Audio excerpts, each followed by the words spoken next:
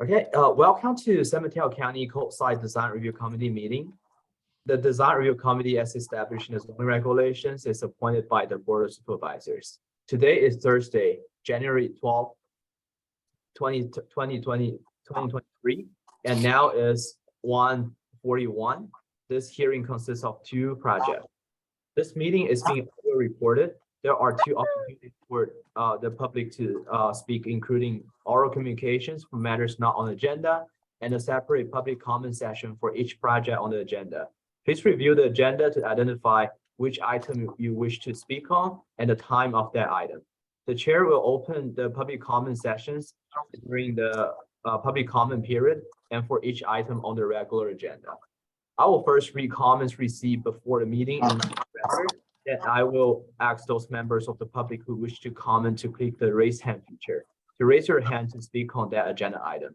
For those joining by telephone, please press *9 to indicate your desire to speak. Please note that members of the public must wait for my prompt in connection with each agenda item before using the raise hand feature. For example, you cannot raise your hand at the beginning of the meeting for an agenda item that's later in the meeting. When you hear your name or last four digits of your phone number called, I will prompt you to unmute your account and inform you that you may begin speaking. I will then ask you to state your name, address, and email address for the record. For those joining by telephone, pressing *6 will mute or unmute your microphone. The design review committee's decision for item 1 and 2 today, if any, will only be recommendations regarding project compliance and not the final decision on the project, the decision of which will take place at a later date. Depending on the scale and scope of changes, continued projects may be placed on the next month's agenda if revisions are submitted to the county by the end of business day, Friday, January 20th, 2023. Applicants should note that continuous letters may not be available by that day and are encouraged to take note of the committee's feedback. The next Coastside Design Review Committee meeting will be held on Thursday, February 9th, 2023. Item 1 on the agenda is the roll call. Katie Kostyuk. Present. Rebecca Getkin. Present. Beverly Garrity. Present. Doug Machado. Not present until later. Mark Stackmeyer. Present. Linda Patterson. Not present. John Stedman. Not present. With that, I turn it over to the chair.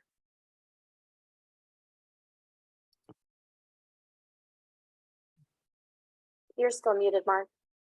Thank you. Oh, I didn't practice. So I sent out the chair report. Oh, Mark. Not that slow. Okay.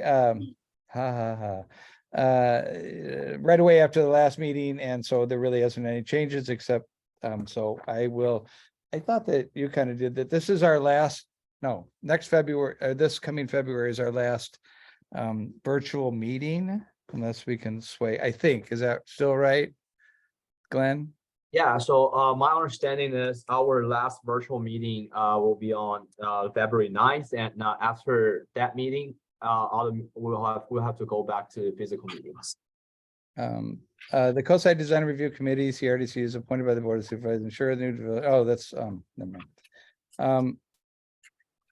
I guess, well, so anyway, I think we need to vote on next February, for this coming February, to continue with the virtual meetings instead of me reading the whole thing. Can we have a roll call on that, Glenn? Yeah, I'll do a roll call. Katie Kostyuk. Yes. Rebecca Getkin. Yes. Beverly Garrity. Yes. Mark Stackmeyer. Yes. Okay, motion. Thank passed. you. Okay, so and to kind of continue with that, one of the architects on the board, I don't know if everybody saw her letter, but it was really good. But I wondered if we didn't want to continue to write to Connie Dyrol about trying to get this to, you probably saw her explanation, her return to Rebecca. And it's all about the Browns Act. And I don't know that, couldn't there be a place for any, I don't know, if you guys want to keep trying, I kind of do, but I think that we should discuss it a little bit, maybe when there's a better time. Or think about it, or try to pump out some more letters to her. Yeah, I think generally all of us are in support of trying to keep it virtual, and I really appreciated the letter that Rebecca wrote. I thought it was really well worded. I don't know if additional voices will help or not, but definitely happy to try to contribute with additional letters to show the enthusiasm for everybody wanting to keep the efficiency that we have found. Or perhaps we could sign Rebecca's letter. Yeah, or we could just do But- reply all and say, we echo what she said and wanted to make sure they understand that this is not a one person, Right. Yeah, it was just an email, but that'd be great if others want to voice support. And if anyone didn't get it, I can resend it. And did you have any recommendations besides just not doing it, Rebecca? I can't remember right now. And it was a really great letter. Well, there were some things I put in there that were actually Katie's comments from maybe last time's meeting about having the ability to have a video screen and the usefulness of the Bluebeam markups. And if we're going to have to return to in person, it would be good to have that set I up thought- in I space. thought one of the solutions might be, if they have to insist that somebody can't be able to, that one location could be set up with one person from the board has to, each time take it, but a computer sitting in a room. so Yeah. somebody can be right there, because then instead of them trying to provide you all the equipment, it's just one laptop and one person providing assistance. Right. I didn't recommend that, but I think that is a good suggestion. So, and if we can come up with any other solutions that would skirt this Brown Act, or help, assist, or give them the ability to be able to, I guess is what it really boils down to. They probably wouldn't mind doing it, but their hands are tied. Okay, so any other letters, then we can maybe do that. I'll try to write it onto today's minutes and send it back out. There hasn't been any new volunteers for anybody pushing for anybody, and I know nothing's been going on like Christmas or New Year's or anything, but looking for more board members. So keep that in mind, even pushing any of your friends or anybody that you know in areas. New business, CRD positions, interesting. So with that, I want to open up for public comment if there's any persons that want to discuss anything regarding what we just were discussing. Okay. Glenn. Mark, so if you want to open for public comments, then I can read the script here. That now we are now opening public comments for oral communications for matters not on agenda. If your hand is raised, your name will be called for this item. I will lower your hand after you speak. Those joining by telephone can press *9 to raise and unraise your hand. Pressing *6 will mute or unmute your microphone once you're given permission to speak.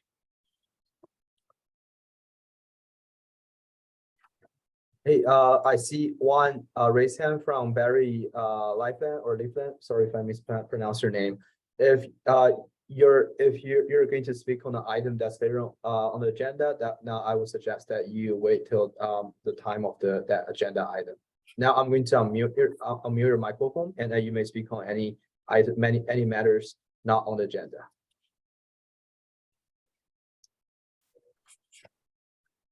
And now, once you're unmuted, please provide your name, address, and email address for the record.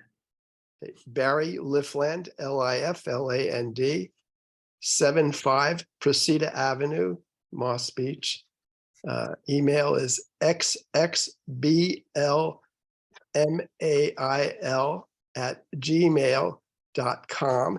And I just want to say, please keep the Zoom sessions. So is that the appropriate time to say that? And then I'll speak when the items come up. But I just wanted to mention, I like the Zoom and it works great. We get to go to meetings without having to go anywhere.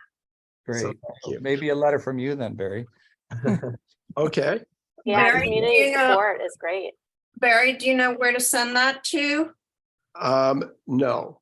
Okay, so you would send that to, Glenn, maybe you can like paste the email address or the Could you put information it in in the the chat chat? for this Zoom. Yeah, I can copy out of the chat then. Yeah, I'll okay, find the email address and share it in chat. Thank you, Glenn. thank you. It's Connie Juarez Dural, and Glenn's gonna put the email in the chat. That's yeah. I'm providing that email address in chat right now. Give me one moment, please.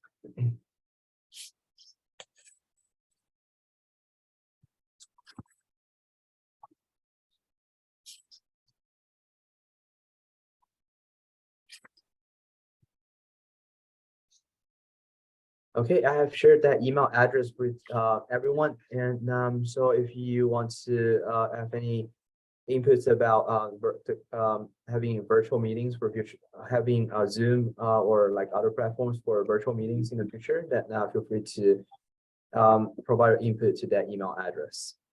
And I'll write this up in some way, but the other suggestion that I was gonna have, aside from the first one, was that maybe when you're, as projects are deemed,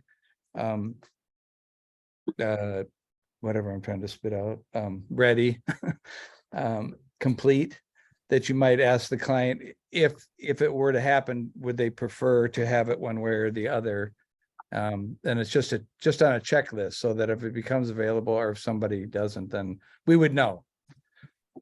I don't know if that works for you, but you must have, there's probably some sort of checklist, and I'll write this up in a request. You're All right. talking to Glenn at the moment directly, right, Mark? I am. Okay. Do you think that that's, does anybody have an opinion on that? I support that. I think there needs to be some fact finding regarding this decision. So, okay, I'll send an RFI. And so then I want to close public comment. Before we close Oh. public comment, Chair, I would suggest that we just remind people to raise their hand, and in case people don't know how to Oh. raise their feature. So yeah, so I don't see any other raised hands for speaking on the oral communication. So for those on Zoom, are there any other persons who would like to speak? If so, I'll provide a few more seconds in case there are others who would like to raise their hands to speak on this item. As a reminder, for those joining by telephone, please press *9 to raise your hand.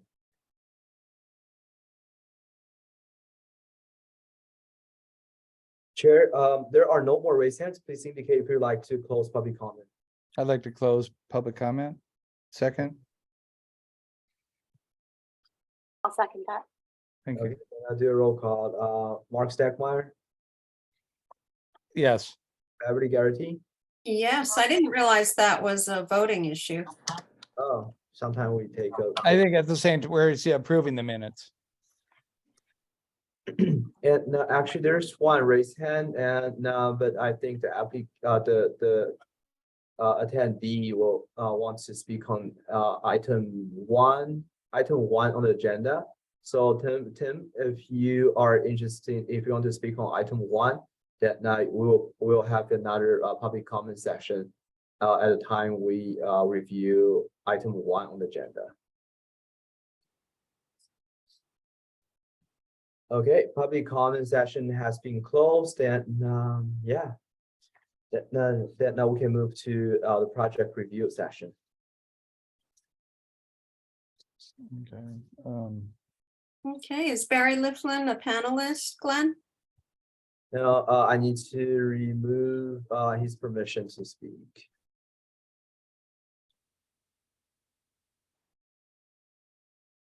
And you're taking this, Beverly? All right. Is it, are we ready? It's a Item little number one. before, but It's a little before too, but All right, why don't we wait the 4 minutes? Yeah, we'll Sounds come good. back in 4 minutes.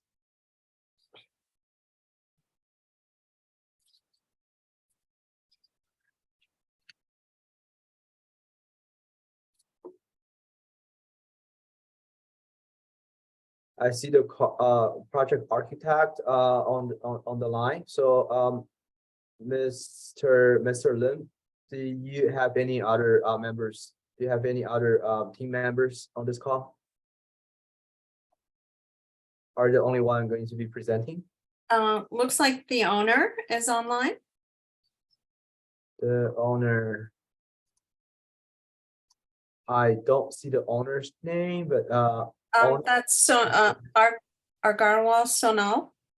Oh, is that correct? No, No, it's our No, she's one of the planners.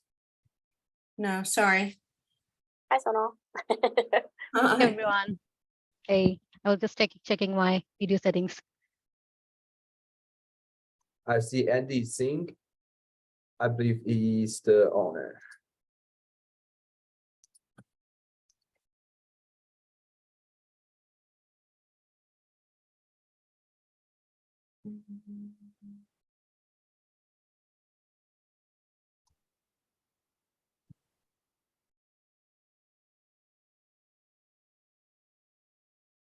Okay, we have 3 minutes, but shall we start or do you want to wait until 2?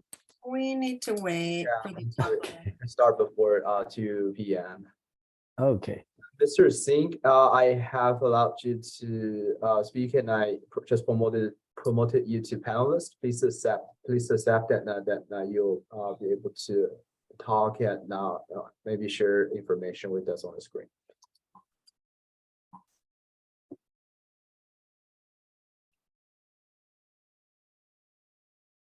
Yep, I got it. Thank you. Okay, that now we'll come back in 2 minutes.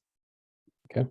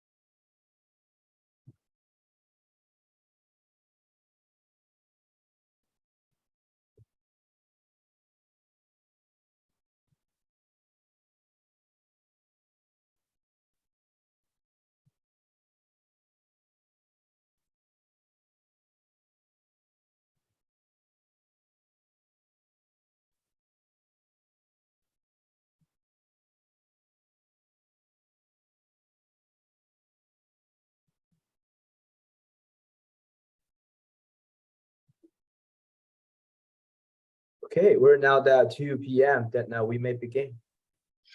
Okay, item number one, owner Amandeep Singh, applicant Chong S. Lim, PLN 2021-00282 on Bernal Avenue in Moss Beach, APN 037278040. This is the consideration of a design review recommendation for the construction of a new 2-story, 1,085 square foot, single-family residence with a 200 square foot attached garage on a 2,500 square foot non-conforming parcel. Recorded certificate of compliance. PLN 2010-00300. associated with a hearing level non-conforming use permit, UP, and coastal development permit, CDP. The UP is required to allow development of the substantially non-conforming parcel. One covered parking space where two covered parking spaces are required, and a side yard setback of 5 feet where 10 feet is required. The CDRC will not render a decision, but will make a recommendation regarding the project's compliance with the design review standards. A planning commission public hearing will take place after January 12th, 2023. The CDP is appealable to the California Coastal Commission. This project was scheduled for continued consideration from the October 13th, 2022 meeting. Application was deemed complete December 9th, 2022. Project planner Sonal Agarwal at saggarwal@smcgov.org. Who is presenting today? You want to present? I can present. Yes, Okay. present, please, focusing on the comments and the letter written regarding the requirements and recommendations. Okay, the comments was that you like the design, it conformed to the surrounding, but you suggested that we break up the roof, which have very level of roof, which we follow your recommendation, as well as we didn't meet the lot coverage, so we have reduced the residential footprint to meet that lot coverage. Then of course you did recommend to have darker doors and one color tone throughout the building rather than what we have originally. So we have changed that according to your recommendation. So I think that's it. That's what we have already done, and we have improved. I believe that we have improved the aesthetic of the building to be more in conformance to the surrounding of the neighborhood. Did you address the driveway turnaround? Yes, we did. We have increased the dimension of the rear backyard now to let me see the floor plan. It is now 32 feet 11 inches, so there's ample room. And you did suggest that we flip it around, but I think that to have the entrance at what is now the rear yard, it's not, it will require a lot of changes in the design, and I didn't want to go that route. It was just a suggestion. Yes. Did you verify all of your landscaping, that it was non-invasive?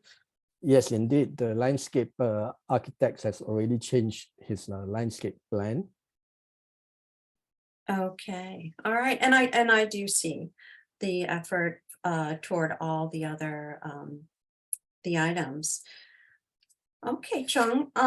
Rebecca, Katie, do you have any questions?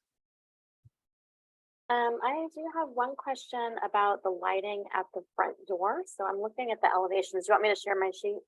Sure.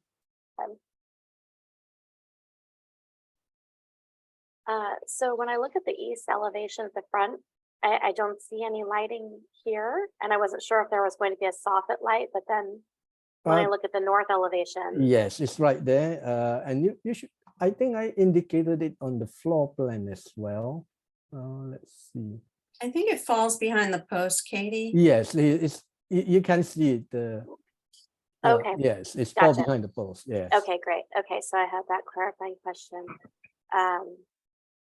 And I think that's all I had for clarifying. Well, let me see. Come on, load.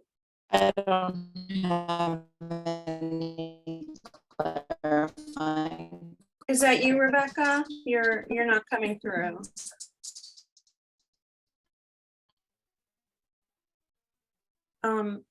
Rebecca, when in doubt, if you want to go on in the chat and type in there, type your questions in there. Yeah, I think what it sounded like is she was saying she didn't have any clarifying questions. Okay. But yeah, Rebecca, if you can hear us, it was really, really breaking up quite a bit. Yeah. So when in doubt, Yeah, sorry. This is me. I You're don't have still any breaking up. clarifying questions. okay. Rebecca, are you using your phone or like a phone call or the Zoom app for speaking? Are you not able to hear me? You're breaking Yeah, up like it's crazy. Really, really terrible. Are you guys not? Can't really, it's not comprehensible. Rebecca, I would suggest that you log out and log back in, or call into the meeting using a different device, like maybe your cell phone or a different laptop. I think the chat, I will try to speak more slowly. Okay, we can see your chat, Rebecca. So if you do chat, that will work. Is that okay with you? Okay. All right, got it. This is what I had to do when we first moved in and we didn't have any internet. I would use Zoom on the computer, but I had to call. I am on my phone. So No, your phone is failing you. Yeah, so mute your phone. To get into. Mute your phone Sorry. and mute your phone and just do chat. I'm in the chat. Okay, don't talk. Please don't talk. Okay, great. All right, we see your chat for sure. Yeah, logging back in might help. Okay, I would like to open up the arena for public comment on this project, and then we can go into discussion, and Rebecca will take our time because we know you're chatting. Okay. Well, did you want to open it for public comment? Yes. Okay, per chair, we're now opening public comments for item number 1. The public correspondence for this project received prior to the meeting have been uploaded to the meeting page on the county planning website and forwarded to the CDRC. I'll read public comments from whom are not present in this meeting. Just one moment. Yeah, Miss or Mr. Cookingham is mainly concerned with erosion potential, lack of parking, traffic, and change of the neighborhood characters issues associated with the project. Is that, Glenn, is that from a letter? Is that what you're reading from? Yeah, from a letter. So I'm just trying to summarize common letters. Those letters have already been uploaded to the county webpage and also forwarded to the CDRC previously. Mm-hmm. And now the second letter received is from Ms. Brosnan. In her letters, she recommended that the project team to make the design less boxy and more attractive by borrowing ideas of other house design in the area. And now next commenter is Mr. Sheffer. Mr. Sheffer is concerned with the lack of infrastructure in the neighborhood and the insufficient off-site parking proposed by this project. The next one is from Ms. Brodeker. She's concerned with the project's inconsistency with the surrounding area, neighborhood pattern, and also she's concerned that the project may lead to traffic issues and also due to the insufficient off-street parking space proposed by the project. Glenn, I have a quick question. Are these comments from the previous hearing on this project or from this hearing? Because we didn't have any, we only had 2 letters that were public correspondence that were provided to us. Oh, no, there's a whole bunch. Oh, there's a whole bunch that were added even since like this Yeah, morning? how many pages worth? 26 pages worth. Oh my gosh, okay. Yeah, thanks. some of the comments are from last time, but I'm only summarizing comments for people who sending public comments after the last CDRC meeting. Okay, this is Yeah, the and one. the last comment letter I received is from Ms. Okay, they're all put together, I get it. Okay. Yeah, Ms. Madonic is concerned with new homes and new constructions in the area. And now I will ask those members of the public who wish to comment to click the raise hand feature to raise your hand to speak on that agenda item. I will lower your hand after you speak. Those joining by telephone can press *9 to raise and unraise your hand. Pressing *6 will mute or unmute your microphone once you're given permission to speak. Glenn, if I may, I urge all attendees who are interested in this matter to go to the CDRC January 12th meeting website to view these letters if they are interested. Yeah, and also to members of public, when you please limit your comment or speech to 3 minutes or less. Thank you. So first one is Tim. Yeah, I'm going to unmute you, and please, and after you're unmuted, then you may begin speaking. Please begin by stating your name, address, and email address for the record team.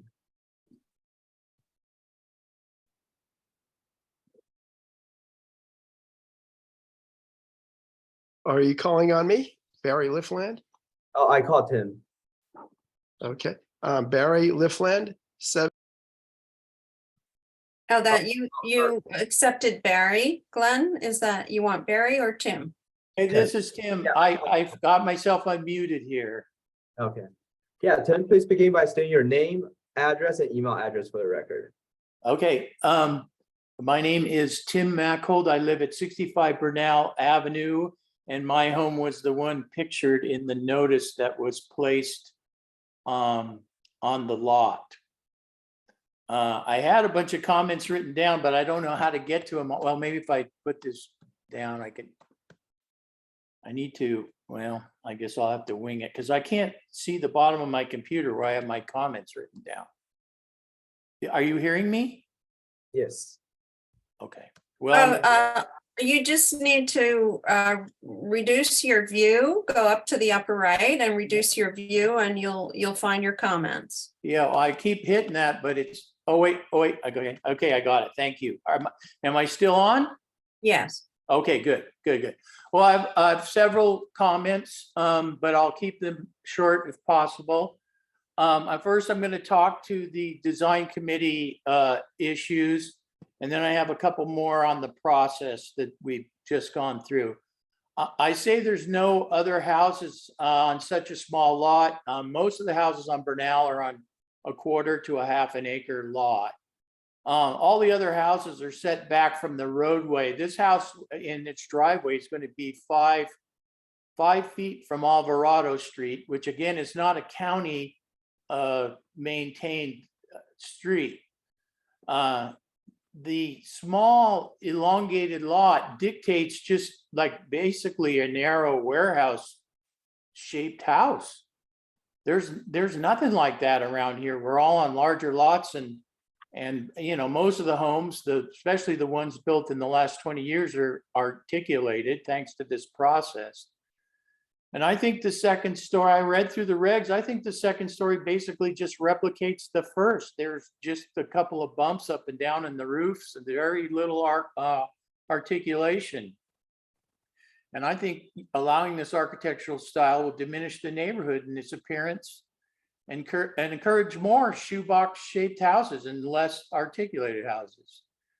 I don't think it conforms with very many of the written requirements in the 65.20 regs that you pointed us to. I really don't think it looks like many of the houses around it. And, you know, basically this is a 2-story double wide trailer, and it's not compatible with the other houses. It would have been a lot nicer to see like a 1-story Craftsman or a Spanish style bungalow or something small on the small lot rather than this this large, warehouse looking house. And so I don't see how it conforms with the regulations that I read and the pictures that I saw in the regs that were listed. And the other issues I have to do with the process. Up until now, all the houses had to put up story poles, which let everybody in the community see this, the scale and shape and the structure of the house and its visual impact. And instead, we got a 4 foot by 1.5 foot a sign with tiny print. And I don't think it really allowed us to look over the project. In the last 3 projects that were here on the larger lots, if you had to move the house 1 foot, you had to put up story poles. So I don't understand how this one, which is a precedent setting thing, didn't have to do that. The second issue I have, this is the first house on a 2,500 square foot lot that I've seen in this neighborhood, and I've been here since, well, actually I went to high school in Terra Nova, so I've gone in this neighborhood all my life. This is not an architectural style we want to encourage. By doing it, we set a precedent for builders to go around all the written community design standards and the zoning standards on setbacks and a lot of things, and build us a lot of bland kind of shoe boxes. So I'm really not too happy with the fact that basically I can find no written regulation that this thing fits under, except for grading maybe, and some of the planting things they have to do. And the minimum standard of 5,000 feet in this neighborhood was set decades ago. So I can't find when the county promulgated new standards or where there were public hearings. I can't find that anywhere where it's written. I looked all through the San Mateo County site, and I can't find how you build a 5,000 square foot house and meet regulations. And without those standards being promulgated after public input and printed, and more importantly, upheld, it will create rancor among the people who live here, the people trying to build, the county employees, again and again on a case-by-case basis. And it may even lead to litigation. So I really feel like this is kind of getting pushed through without any supporting regulations, and it's not meeting the current ones. So there's no way it should be approved. And that's all I have to say. Thank you for listening. Okay, thank you, Tim, for your comments. Then I'm going to call on the next person. Before you call on the next person, Glenn, is it helpful to give a little context and respond to the questions of the zoning and substandard lots and how they relate to the standard lot regulations? Yes, I think that would really help with clarification. Katie, I very much support that question. Glenn, are you able to do that? Respond to the concern regarding story poles, standard 5,000 square foot lot issue, and the architectural style issue for Tim Machold? Yeah, I would defer that question to the project planner, so no. So Sanal, could Yeah, you respond to that? So Oh. I just want to highlight that this project is actually a non-conforming use permit because of its size. The lot is only 2,500 square feet, where we know that the minimum required is 5,000. And that is why the applicant is seeking for a non-conforming use permit, which is basically asking for reduced setbacks and to build on a lot which is less than the standard requirement. And also for the required parking, because the standard is 2 covered spaces, whereas they will be providing just 1 covered parking space. All of this is encompassed in the non-conforming use permit, which the applicant has applied for. And coming back to the story pole question, this is something which has happened before me, but as of what I know, we have 2 requirements. Either the applicant can provide story pole, or they can provide renderings, which this applicant has chosen, and it is acceptable to the to the design review officer. And that is why they have provided just the rendering for the site. And this is something that we have also seen for other projects elsewhere. I'd like to elaborate on that a bit because we've been kind of following the story pole issue, and I wanted to say this so that all of the community members that are following the project are aware, just specifically about the story poles. It came to light probably about, I don't know, a year and a half or 2 years ago, that the story poles are a policy, not a requirement. And so they've been calling it a demonstration of scale rather than story pole requirement, because it turns out story poles were never required. There's a policy for demonstration of scale, and they updated the verbiage for that policy so that it was more clear that the story poles are not required, and that the project scale just needs to be demonstrated in one of the ways that's outlined. But at the end of the day, it is still a policy and not a requirement. And that's something that the design review committee has been very actively trying to push for, that story poles being a requirement. This is something that we're having to work to get into the long range planning schedule so that the county can work on it. Public outreach and a whole bunch of different steps have to happen, and community feedback to determine whether or not there is support for it to be a story pole requirement, or if there's a different requirement that the residents in the county want to see. But that's what's happening, and that's why story poles haven't been going up. The committee shares your frustration in that. Almost all of us really value the story poles for our reviews and also for the community to visualize the projects. Going back to the other comments, Sonal, if you can maybe shed a little bit more light on just non-conforming lots in general, because we know that there's a use permit for the items that are deviating from the standard zoning regulations. But the reality is that there are non-conforming legal lots that have been, subdivided in the county and that are owned, and that those people do have the legal right to build on. So if you can maybe talk about that in the context of how it relates to a substandard lot, that might be helpful. So in terms of developing any non-conforming lot, a non-conforming use permit is required. That is what the applicant is actually applying for. And I'm not sure when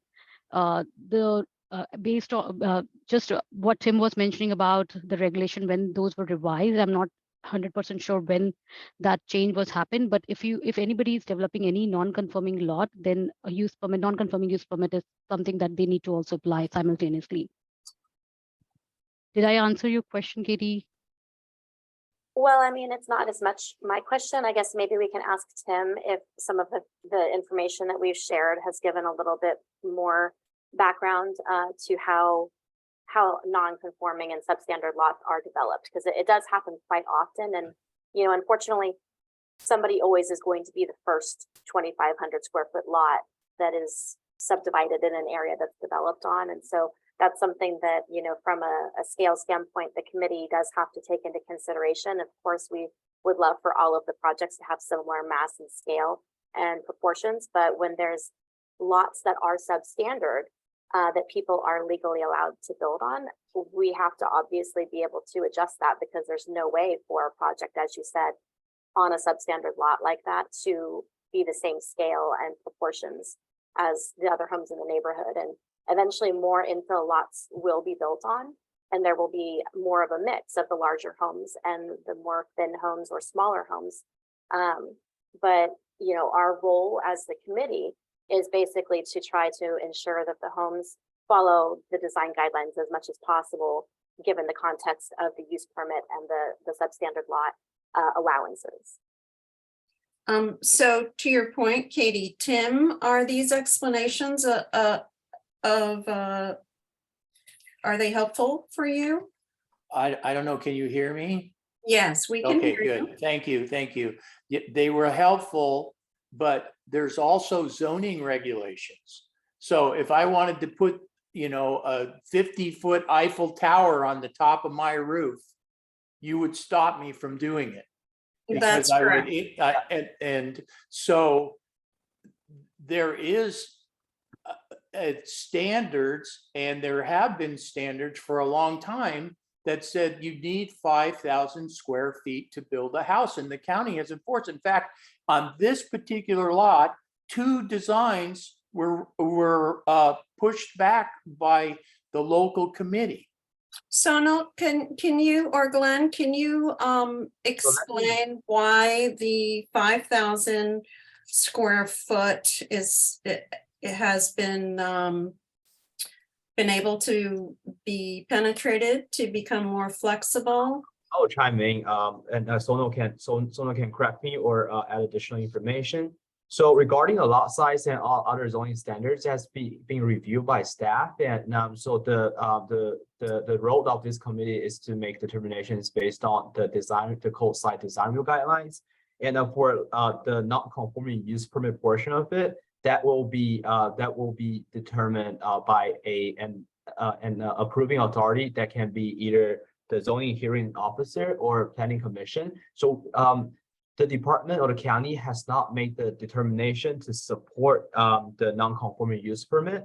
And so this, again, the purpose of this meeting is to make recommendations based on design review guidelines. And regarding the lot size requirement, zoning standards, that will be presented by staff to a higher approving authority. And at that time, Who would that be, Glenn, so Tim can follow it? so no, can you please? Yeah, that will be the planning commission.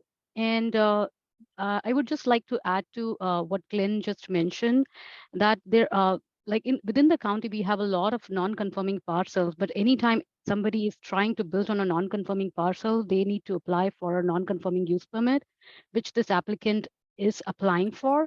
And whether that will be approved or not, it really depends upon the approving body, and also the criteria listed under the non-conforming chapter, which has a bunch of criteria that they need to meet. So basically, the decision body will decide whether these lots will be developed or not. And as Glenn mentioned, this meeting is just for commenting or reviewing the design of the project and not the parcel size per se. So Tim, you would follow this to the planning commission. The design review committee is here to assess design compliance and establish whether or not we make the recommendation, not decision, recommendation to approve or deny. So I hope that helps with process questions that you Yeah, had. can you still hear me? Yes. Yeah, okay, that's fine. I understand that. I think there's several in our neighborhood who will be following this. But again, as I read the design guidelines, this thing doesn't come close to those. Maybe you feel different. I'm sure the applicant feels different. And also when zoning requirements, it doesn't meet those either. So I guess I'm struggling with the issue where 10 years ago or 15 years ago, this never would have gotten through. And I don't see any regulations, and I don't remember any public comment or hearings on us allowing people to have really small substandard lots when we have a historical precedent since when I built my house in 1984, 5,000 was the smallest lot you could build on in San Mateo County. Okay, so Tim, I will have to stop you there as chair of the session, because I think we've pointed you in the right direction for the zoning issues, and we have yet to complete our review for architectural design compliance. I would like to say one quick thing. I have nothing against Mr. Singh and his family, and if he gets in here, fine. He's going to be a great neighbor. I'm more involved in the process and our neighborhood standards. So okay, thank you so much for your comments. Okay, appreciate it. Okay, Glenn, do we have other people, other hands raised? The next person is Barry Litton. Barry, I'm going to unmute you and you may begin speaking.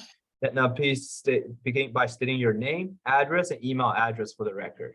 Thank you.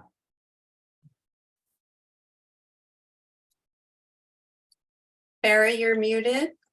There. Okay, Barry Lifland, Lifland, 75 Presida Avenue. Email is xxbl mail@gmail.com. So first, I want to thank all the committee members for your service and time on our county CDRC. I think it's probably and occasionally a thankless job. So I appreciate the volunteer work. I'm in favor of this house design and hope the committee approves the project. I think it'll help the county's housing deficit while, utilizing a small footprint piece of infill property. The design is, I think it's a contemporary, what I call skinny house, similar to those in the Miramar neighborhood. I think it's a delightful project. There are enough 1,500 square foot houses plus houses in the neighborhood. Some are peculiar and weird designs, in my opinion, that have just gone up recently.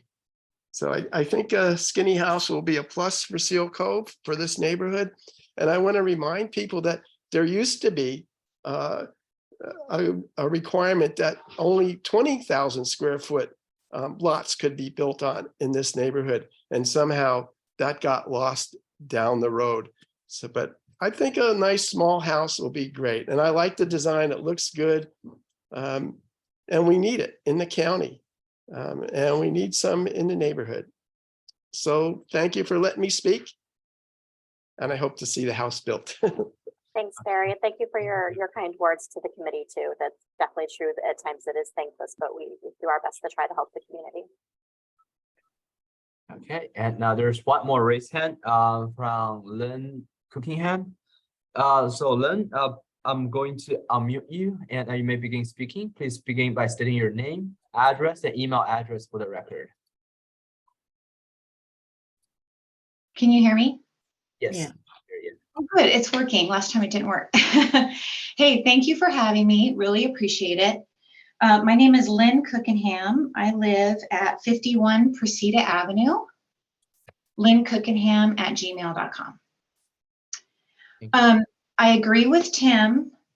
Like, this is flying in the face of a lot of ordinances, but we'll save that for the Planning Commission. I don't like the skinny house.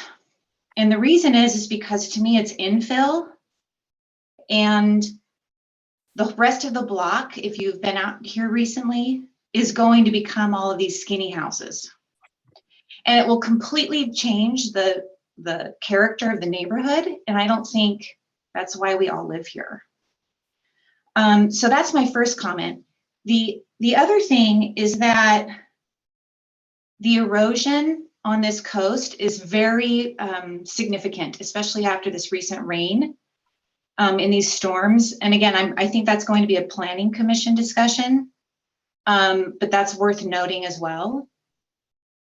The infrastructure for not having more parking spaces on where this lot is going to be and having cars parking all over the neighborhood is very detrimental for service vehicles to get in and out, for kids to play. I just don't feel like there's going to be enough room for people to actually live in the space without crowding out the rest of the neighborhood.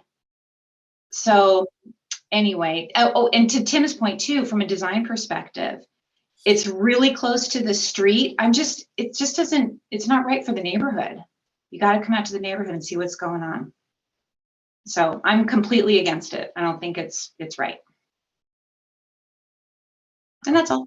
I've written all my other commentary down. I'll save that for the Planning Commission. Thank you. Okay, thank you, Lynn, for your comments.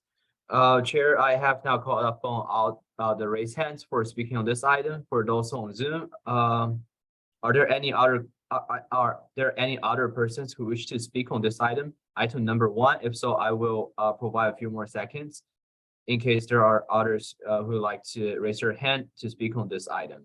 As a reminder, for those joining by telephone, please press *9 to raise your hand. David, I'm going to unmute you, and now you may begin speaking. Please begin by stating your name, address, and email address for the record.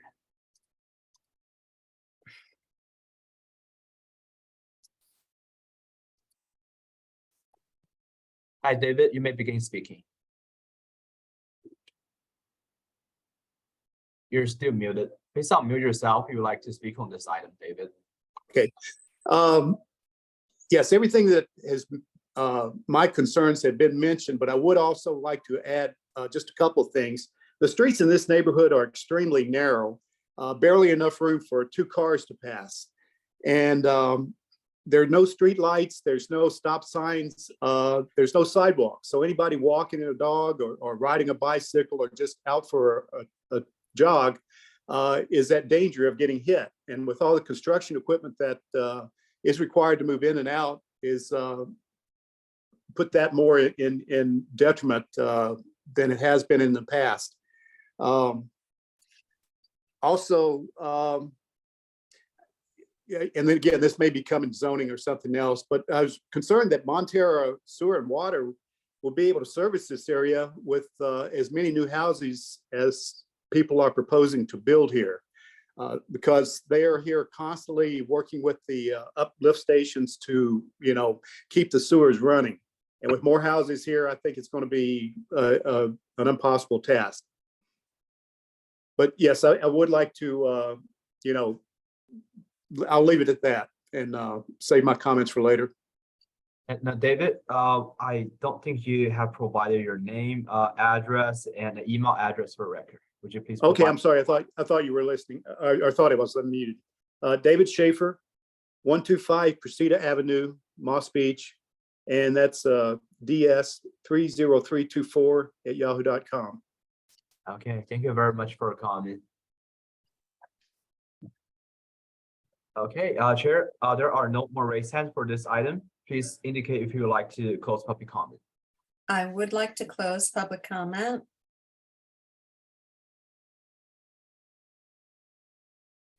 Okay, discussion. Your committee, as you know, is myself, 2 architects, Katie Kostyuk and Rebecca Katkin. You'll see Katie Kostyuk's image with one of her dogs and Rebecca with the R on her rectangle. Rebecca, you are chatting. All right, got it. Okay, in the chat box is Rebecca Katkin. Katie, I do have some discussion points I'd like to raise. Sure. All right, the easy one is the landscape configuration. If you want to share screen, Katie, pop to the landscape plan. Yeah, it's a little. What sheet it is? It's the one above that. Yeah, before that. Before that. It's gotta be after that. I There we think go. it's the 6th. There you go. Is This that is page right? 11. It's page 11. Okay. All right. So I see, I'm assuming these are all native plantings as the architect has mentioned. My issue is with the configuration of the plantings. We try to go for a more organic configuration. I'm not sure if there's intent and purpose in the placement of these plantings. Can you respond to that, the architect? I can talk to the landscape architect and have him organize the planting a little bit better. Right, let me. Yeah, we'll have to actually discuss quote. with him. You can, yeah. Yeah, it's He's doing it right now as a preliminary, and we'll have to kind of refine it, I'm sure. The challenge is that the landscape plans are part of any approvals or recommendations for approval that move forward. So Okay. we don't really go with preliminary at this stage. Unfortunately, we really have to have the fully developed landscape plans, and then those get incorporated into a recommendation for approval when that does happen. Okay, so do you want me to talk to him and resubmit his plan? so what it is in the landscape section 6565.20. under landscaping. So the new landscaping should harmonize with existing trees and natural character of the neighborhood. And even though the landscaping is encouraged along retaining walls to reduce their appearance and height and blend with their natural surroundings, in this case, it would be fences and entrance. We really are directing you to look at the landscaping to harmonize in a more natural pattern, Okay. not a linear pattern. And you'll see in the standards that there is a do this, not this Okay. in our standards. And that's what will be written up to direct you toward those standards so that it isn't as linear and it's a more organic pattern. Okay, Okay. are you in agreement with that, Rebecca and Katie? Yeah, I think that the plant selections are probably fine. They just maybe need to be, staggered a bit so that it's not so linear. You see how these are kind of almost a straight line. I know that we're dealing with a very small area to work with, and I like that some of these are graphically represented as smaller. But I think, yeah, if they just weren't quite so linear in their organization, then that would be a big improvement. And yeah, it looks like Rebecca said, yes, the arrangement just needs to be more organic. Okay. Okay. All right. My other item, if we can go to the elevations. Thank you, Katie. The colored, You want the colored ones? yeah. Okay. Oh, great. All right. The south elevation, I do recognize. Sorry, Beverly, I'm going to interrupt you for just a second. Glenn, Rebecca just joined from another device and has asked for you to please promote her to a panelist again.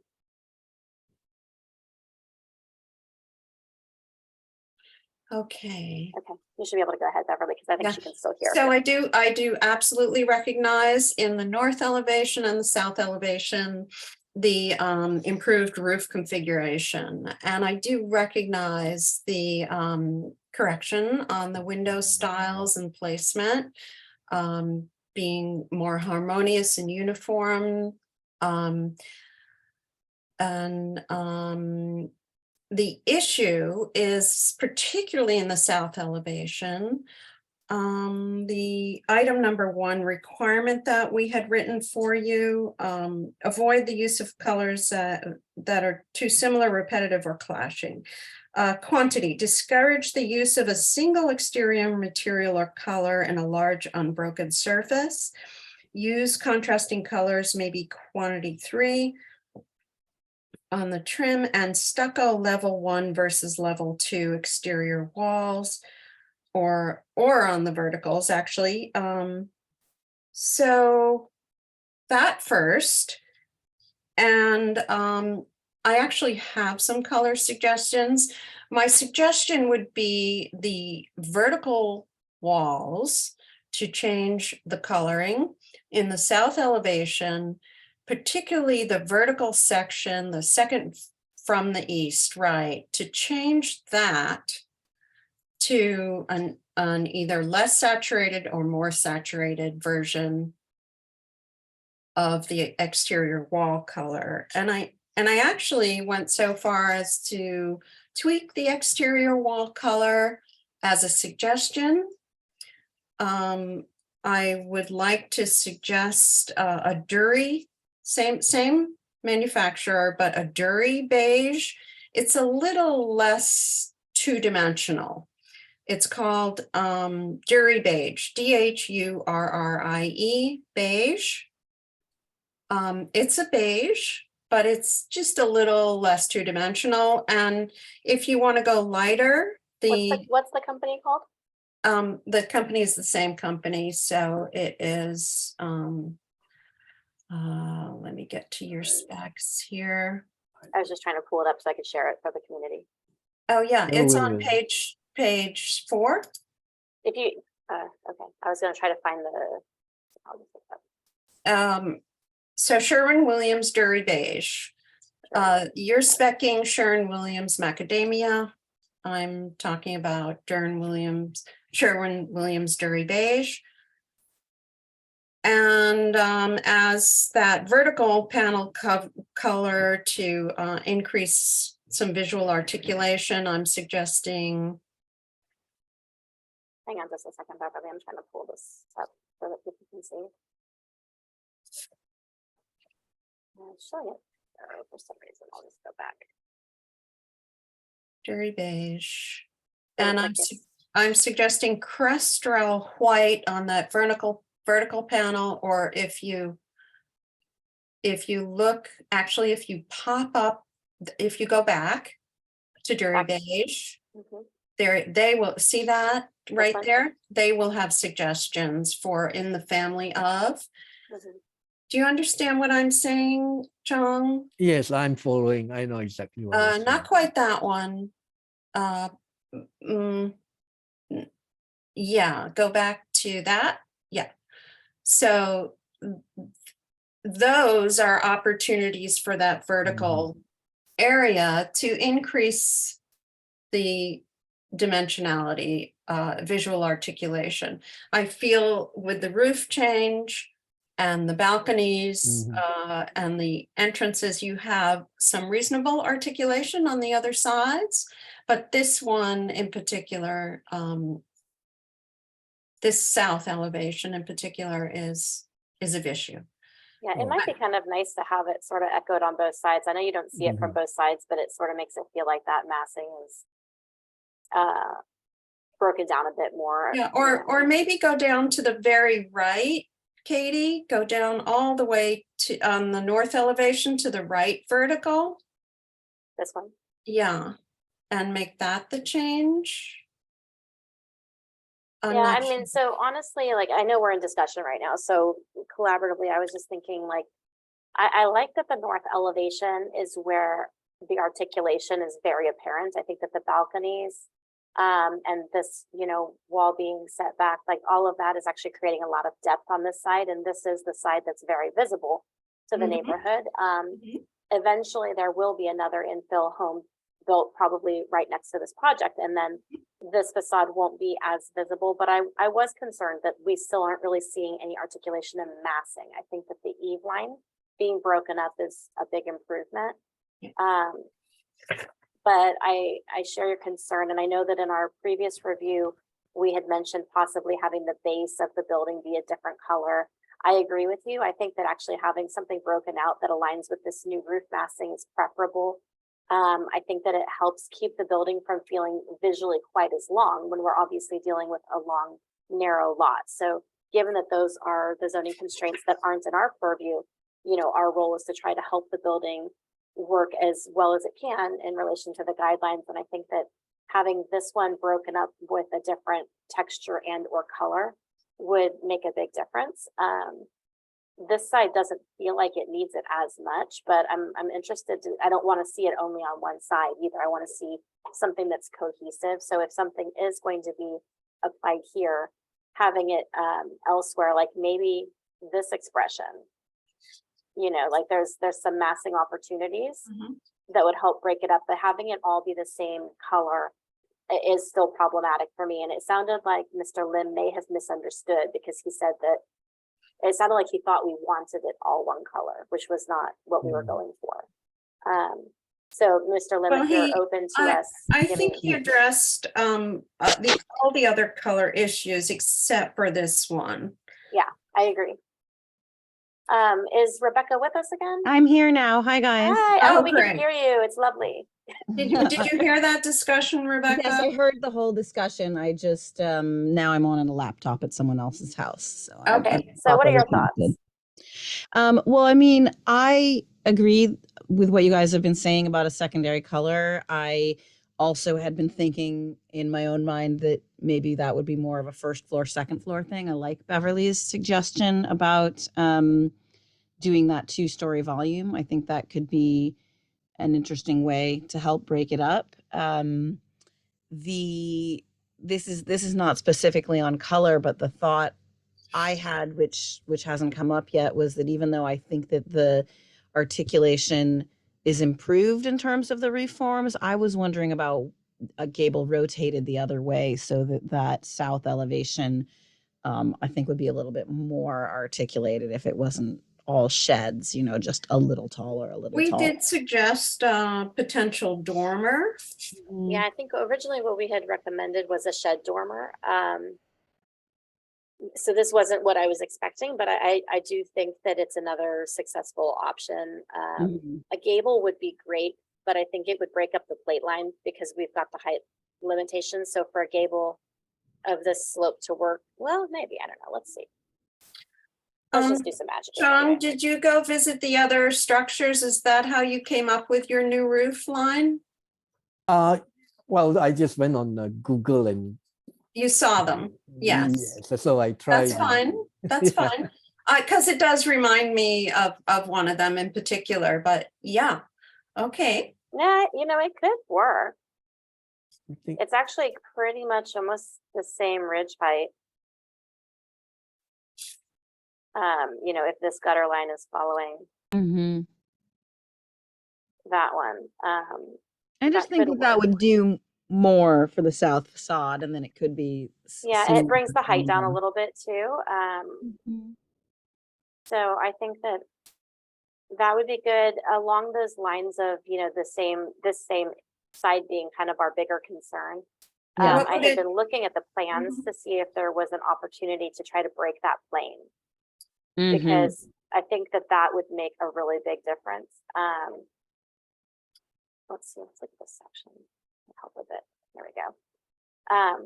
It's almost in line with it, and this is kind of a bit arbitrary and where it's broken, I think. Mhm. So there could be a gable here, but essentially the kitchen is the defining, that's sort of where that placement is. So I was looking at the width of this garage because 10'6" is actually still a little bit wider than a standard single car garage. So it looked like there could be opportunity possibly to bring this in like 6 inches. I wouldn't probably go down more than that. But then obviously this would either become an overhang or this would have to step in also. And then this, you know, starts to get a bit smaller. That would end up being like a 10-foot bedroom. So I know that we're dealing with already, you know, pretty small architecture. Another thing that we could consider, Sonal, can you remind me, what's the limitation on the width of an architectural feature? You're muted. You're asking in terms of protrusion, architectural feature. I'll have to check, but I believe it is around like anything that is protruding will be added to lot coverage. Eaves can protrude up to 2 feet into setbacks. Yeah, so we're already at the lot coverage limitation, so Yes. that would be a challenge. Mhm. Yeah, because I think Yeah. is there a 7-foot width on the protrusion? You're talking, sorry, I'm not understanding On the 100%. architectural features, they have a limitation on the width, I believe, right? Is it 7 feet? Of protrusions? For Yeah. daylight plane, you're asking about daylight No, plane? no. No, architectural features that Like are a allowed dormer to protrude past or- the 2 feet? setbacks. Oh, Yeah. past the is it 2 feet or 4 feet? It's 2 feet. It's Okay. 2 feet in depth. I Yeah. was talking about the width. Oh, the width. Is it 4 Uh. feet or 7 feet? It's not 4 feet. Or is it a percentage of the width of the entire structure? So no. I'm not able to, Katie, completely follow the architectural find it. protrusion. There's There are you- certain things which are allowed to protrude in the setbacks and under chapter 22 of the zoning regulations. I'm not sure if you're talking about that or in general, there is something No, it's the specific basement under policy. design. Yeah, Okay. I think the width of architectural feature or like a dormer window, that's the Okay, daylight. here we go. Architectural feature. Are you Uh, daylight plane requirements? I mean, I think it's a non-issue because it does still contribute to the lot coverage. Yeah, so anything which will be protruding on second floor even or first floor will be counted in lot coverage. Lot coverage is the biggest concern here. Right. So I don't. So nonetheless, it will. I don't think there's a width limitation, so that's what Yeah, I I was don't trying to see find one. out. I think there is, I think it's a percentage, Katie, but you'd have to dig. That's only in specific zoning sections. This I one is see. countywide. I see. So I don't think that there's one specifically for this zoning, but I was thinking, you could push this in 6 inches and push that out a bit to try to create a little bit more depth and articulation on that facade. But I mean, it's a narrow lot, so it's challenging. And I think that given that this is the interior side, I'm never a huge fan of having to do it with materials and color, but I think that, that might be appropriate in this case. Mhm. Beverly, what are your thoughts on the gable? Well, I just pulled up the similar structures in terms of their relationship to their lots that I referenced last time. And I do think they work with this staggered roof line. I think it's a little forced with a gable. I don't feel that it's necessary. Would you do it on both sides? I would do it on both sides. I would do it on both sides, but I also just wanted to talk about it. I don't think it necessarily has to be a condition. It could be a suggestion if the majority of the committee thinks it's an improvement.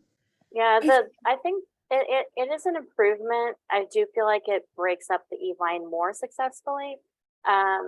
And the other thing that I think is the bigger improvement is that it brings this height down a little bit to help with the proportions. I know that a lot of the members of the community are concerned about having it be a long and narrow building, and that's a factor of the zoning regulations, and that's kind of what we have to work with based on the site. But I think that, trying to find the best ways to manage that architecturally. I really like this elevation a lot. Which one? Yeah. The north north, elevation. yeah. And I do Yeah, want it's to just working. say that big picture, Mr. Lim, I think that you did a great job with responding to the comments about the windows. I think that it really did unify the project a lot. And some of the windows didn't really have proportions that felt appropriate to the architectural style and to the neighborhood. And I think that this is an improvement. So I do appreciate that. And I think that it was very successful.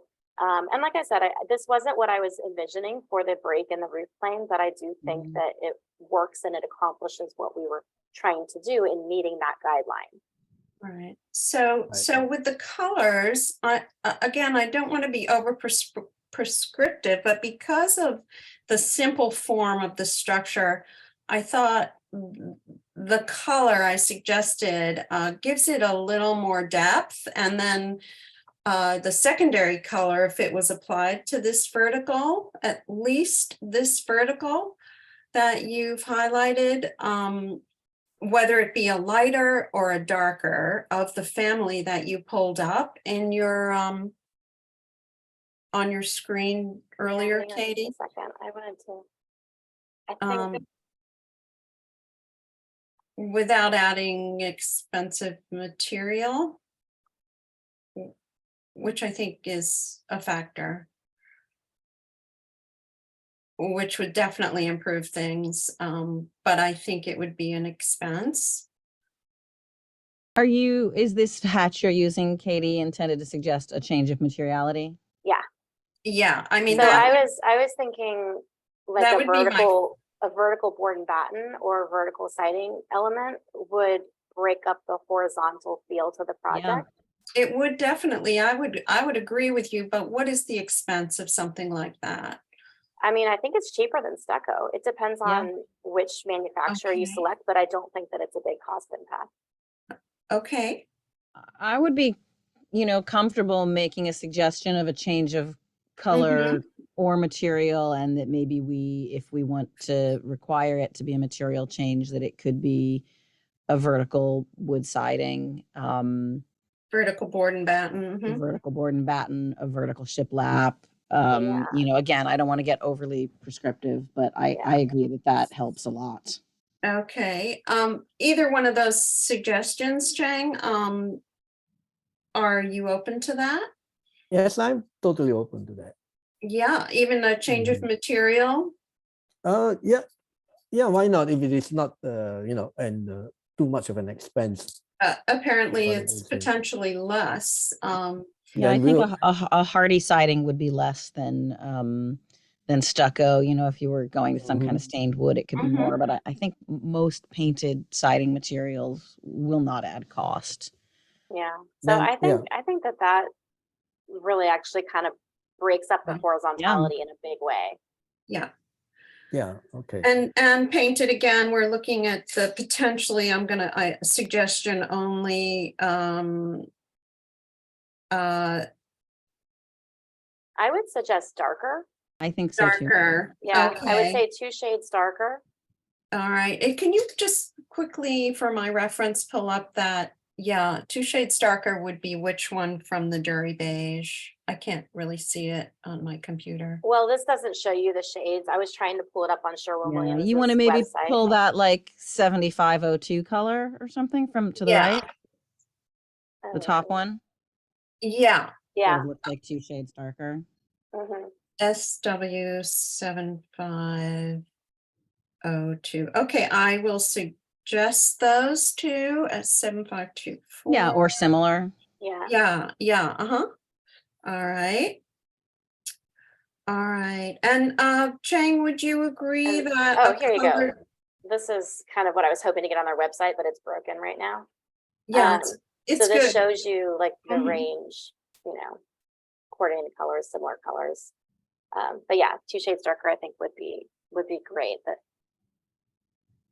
Great. Chang, do you agree with the direction of the color change? Yes, I would. I kind of like the changes. Okay, and okay, then one you last thing I want to play with. wait. So the trim is white, The trim which is white, yes. would still work, I think. Yeah, I think it should stay white. And the door, I have one more suggestion before you proceed, Katie. The door, I would check out something. I know we said, pardon what we said, to make the door the same as the rails and the window trim, but I've actually stumbled on a really nice color called Rainstorm. It's Sherwin-Williams Rainstorm. And I think that would lend to the surrounding area. Can you pop that one up? Like an accent color. Yeah. Do you see it? There it is.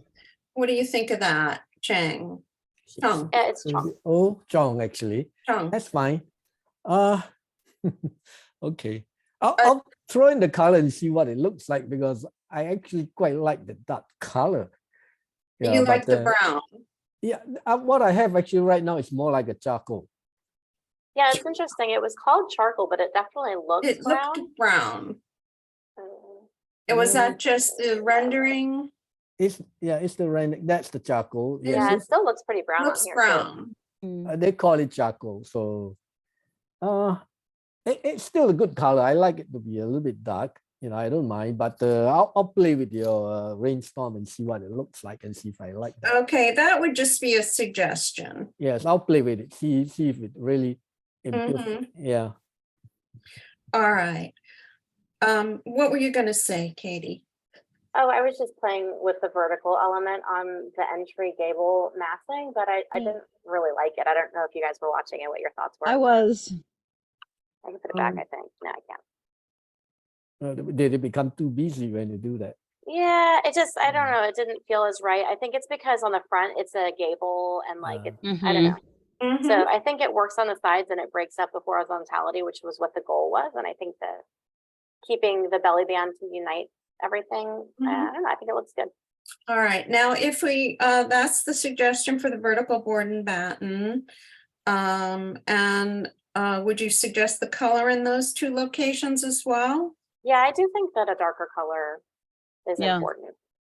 Okay. And I think if we have a darker color on the secondary siding, then maybe that ties into the darker door also. Yeah, I Okay. agree. Yeah, Yes. right.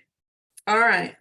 So there you go. All right, that's on the issue of exterior materials and colors. Anything else on that? Katie, I Rebecca, don't. No, okay. no, I don't think so. Any other items in any other categories? No, not as far as the review goes. Something I wanted to point out, since I know that a large part of what we're hearing from the community on this project is relating to the neighborhood and infrastructure and erosion and parking. And I wanted to point out that Bernal Avenue is a 50-foot right of way. So from this property line to the center line is 25 feet, but you can see based on the lines here that the actual driving area is quite small. And same thing with Alvaro Avenue. This is a 40-foot right of way, but look, all of this is right of way. So what I would encourage to all of the members of the community that are listening, I think that, in my opinion, the best place to take these concerns would be to Public Works. Because they're the ones that kind of manage and oversee and drive all of the public right-of-way improvements and all of the vehicular access, everything related to the streets. So, this one small project isn't going to be the biggest contributor to the issue that you guys are seeing. But if parking is a concern, particularly at a big trailhead like this, I would be pushing pretty hard for permeable development that has like parallel parking carved out into the right of way, so that there are places for those cars to go and they're not blocking and making you feel like emergency vehicles can't access the site, or that there's not room for construction equipment. The development is going to continue happening over time, and the density of areas is going to continue changing. But a lot of these concerns, I think, really could be addressed with Public Works, and it sounds like it's a big concern for the whole community. So it might be good to kind of band together and try to direct that energy towards them and asking them to make some big broad brush improvements, rather than kind of having this one project be the target of those concerns. Because this isn't the only house that's going to be built, and I think that your concerns will continue to be amplified as more development happens. And so maybe this is the right time to engage with Public Works and say, hey, if the county is going to be making more dense subdivision and allowing substandard lot development, we need the county to also be supporting the infrastructure that accommodates that. But yeah, just looking at these right of way distances, like, that is where the problem is. We've got big right of way, but it's not being utilized as a road. So I second your understanding that this neighborhood is starting to go through a growth transition. I do think this could accelerate pretty quickly. It's important to raise these issues as soon as possible, because infrastructure does not necessarily keep up with development. And I'm speaking to the general public and those who commented and weighed in on this house. So the voices need to be heard. And as Katie said, it's Public Works Department, it's other departments with the utilities, etc. Because this neighborhood is ripe for rapid development. Yeah, thank you, Katie, for adding that. The garage door color is supposed to be. All right. Is the garage door good question. Is it white, John, or is it? I try to get what you see in the picture. That's the color they have, and I'm trying to get it to be as close as the rest of the house. Right. Okay. In the rendering, it was not. No, I think he actually wants it to match the house, but I kind of think that it would be nice if it was white. It would give a little bit more contrast. Okay. What does the rest of the committee think? I kind of was debating between that and this being such a small little elevation. I was wondering if white color would overwhelm it, but if you think it won't, Yeah, Yeah, I mean, it's a good question, Chong, because we don't like to maximize the garage as, but Right. but the garage is around the corner and it probably would brighten up the house a little bit. so I think we could leave that as a suggestion. Yeah. Right, Okay, maybe it's white. And yeah, then that would give you the flexibility, you know, during construction, when they come back and compare the end result to the approved planning. You have the flexibility of it matching the house or being white. So that's debatable at the moment, right? yeah, we it's can a leave that open. suggestion. You can decide. Okay. Suggestions are flexible, requirements are required. Mhm. I see Glenn gave us a little time check. Are we, Oh, all right. have Are covered we, everything? would you like for us to take this to a vote, Chong and applicant? Yes, I think we should, because all these suggestions and all that, I could, change it easily without too much of a changing of configuration and all that. And we are not going with gable roof now. are we? No, that Okay. if anything, that's a suggestion. No, you Okay. can maintain what you have. Yes. So right. that's not going to be much changes from this point onward, from what I see. So I would say just go ahead and give a vote. And So I have a suggestion, Beverly or Katie. Can somebody summarize some changes that are required? Yes, I'll do that when I And Yeah. just sorry to interrupt. So just one quick suggestion. So I just want to make sure Mr. Singh, the owner, is also involved and is also understand all the changes and maybe conditions.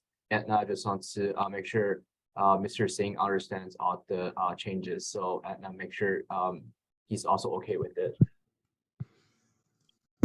Andy? is Is he still on? I didn't see him. Yeah. Sure. I've allowed Mr. Singh to talk. So Mr. Singh, if you have any opinions or input, please unmute yourself and let us know your concerns. Mr. Singh is still muted. Oh, how about now? Can you guys hear me? Yes. Yes. Yeah, no, I'm fine with all the suggestions. I'm in line with Chong, and I think we should be able to make these changes. Thank you for confirmation, Mr. Singh. Thank you. Okay. Given the owner's approval and Mr. Chong's request that we take a vote, I'd like to summarize. Do you want to do a motion first or summarize will. and then ask for the motion? I'll do it simultaneously. Okay.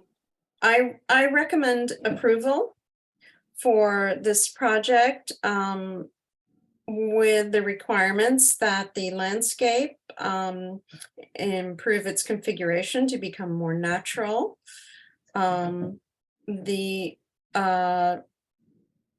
the exterior materials and colors to require to add to the two vertical locations, north and south elevation, two-story elevation, suggesting very beige as the main exterior wall color with a suggestion of Sherwin-Williams 7502 for these two locations, or in these two locations, a change of material, vertical board and batten painted in the suggested South Sherwin-Williams 7502. I want to clarify that my stance on this is that this is not a suggestion, that this is a condition of approval for 2 shades darker to the primary body color and a vertical siding element. Yes, so the requirement is to add to 2 locations, vertical. Well, we're not necessarily changing material. Is that your No, requirement? I think we are. Okay. Am I? I'm supportive of that being a requirement too. I'd like to leave it open as to whether it's vertical siding or board and batten. Yeah, but that's as why I long was as it has a thinking like vertical element. a vertical clad, like cladding with a vertical orientation. Maybe Okay, is a good way to say it. to add to 2 locations, a vertical siding element, at least, Yeah, 2 shades darker than the main body color. yeah. 2 shades darker. Okay. And the suggestions are the actual color. No, I think the suggestion is you suggested an alternate to this beige. I suggested an alternate to the beige, and I actually suggested a color for the vertical. That's 2 shades darker at a minimum. And the final suggestion is the door color, Sherman-Williams Rainstorm as a suggestion. And a suggestion to change the garage door to the white that matches the trim color. Okay. Okay, So that's a recommended approval of the project with those requirements and suggestions. I'll second that. Okay, then I'll do a roll call. Beverly Garrity, Yes. Katie Kostick, Yes. Rebecca Ketkin. Yes. Okay, motion passed. Okay, thank you, and good luck with the project. And Thank again, you. members of the community that are still listening, please do, do what you think is best, but also, just remember that there's several layers of what are impacting your concerns. There's public works issues, there's zoning issues, the lot's already been subdivided. So, I hope that you'll all welcome Mr. Singh and his family to the neighborhood.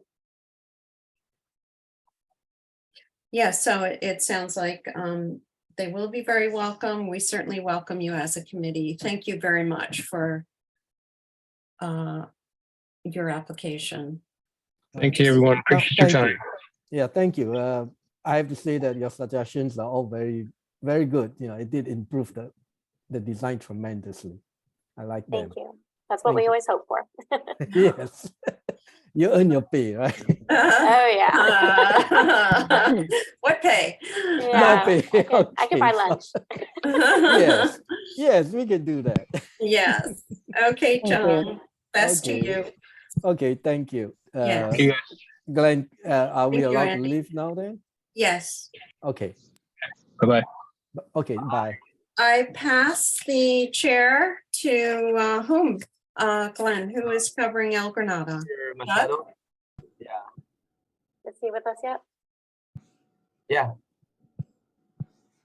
So Okay. I promoted you to panelist. Please accept the request, and that you'll be able to begin speaking.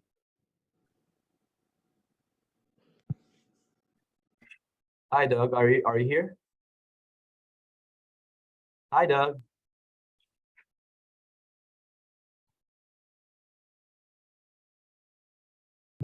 I see him now, but muted. Yeah. There we Sorry, I go. was locked out. Hi. Hi, Doug. Good afternoon. Good afternoon, Doug. Are we ready to go right into the next one, or are we taking a break? Are you guys? I'm fresh. I'm new, so. Katie Um, and Rebecca, any thoughts? I don't need a break. Are you good to go, Rebecca? I'm good to go. Okay. Easy enough. Okay. Well, then we will get started. Glenn, have you already promoted the people for this project? Yeah. What's, oh, are they on yet? Yeah, Mr. Rod Acacia. I can't see them. Hey, Rod, if you're here, please accept the request, and that you'll be able to begin speaking.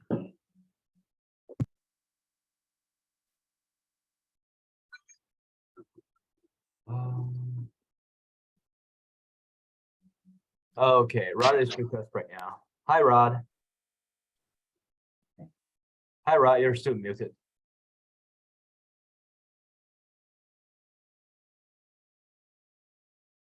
Good afternoon. Can you hear me and see me? Yes. We can hear you. We can hear you. But you can't see me? Nope, Can't see you. but that's okay. You can't see us either. Well, I see some pictures of you, and I can see a picture of Glenn moving, and I can see myself. My camera is on. In any event, I won't waste time with that. If you don't need to see me, that's fine. Glenn, why don't you lead us through the meeting, tell me when I can begin, et cetera. Okay, I'll get it started. This is done. Doug, Okay, so we are starting off item number 2. Owner applicant is Rodrigo Lacasia Barrios. File numbers PLN 2021-00478, location San Carlos Avenue, El Granada, California. Assessor's parcel number is 047105020. Consideration of a design review permit, recommendation for the construction of a new 1,808 square foot, formerly 2,226 square foot, 3-story single-family residence with an attached 381 square foot garage and a 795 square foot accessory dwelling unit on a legal 7,070 square foot parcel. Recorded certificate of compliance, PLN 2020-00448, associated with a hearing level coastal development permit variance. A variance is required to allow a reduced front setback of 13 feet where 20 feet is the minimum front yard setback in the S17 zoning district. Due to the site location within a portion of the Montecito riparian corridor and the associated 30-foot riparian setback. Wetland setbacks are not met and the applicant seeks a reduction in the minimum 100-foot setback. The project includes minor grading and no tree removal. The CDRC will not render a decision, but will make a recommendation regarding the project's compliance with design review standards. The ADU is a ministerial project that does not require review by CDRC. An initial study negative declaration will be prepared by staff, by staff and made available for public review. Subsequently, the Planning Commission will make a decision on the ISND DRCDP variance at a public hearing. The project was scheduled for continued consideration from the August 11, 2022 meeting. The project is appealable to the California Coastal Commission. Application deemed complete. December 12, 2022. Project planner is Glenn Gia. That was a lot. Okay. Thanks, Doug. So, yeah. On the call here today, we have our architects, Rebecca Katkin and Katie Kostick. I'm Doug Machado, the El Granada rep. And here we go. Would you like to go ahead and present? Are you speaking to me, Rod? Yeah, sorry about that. Yeah. All right. Thank you, Doug, for the introduction.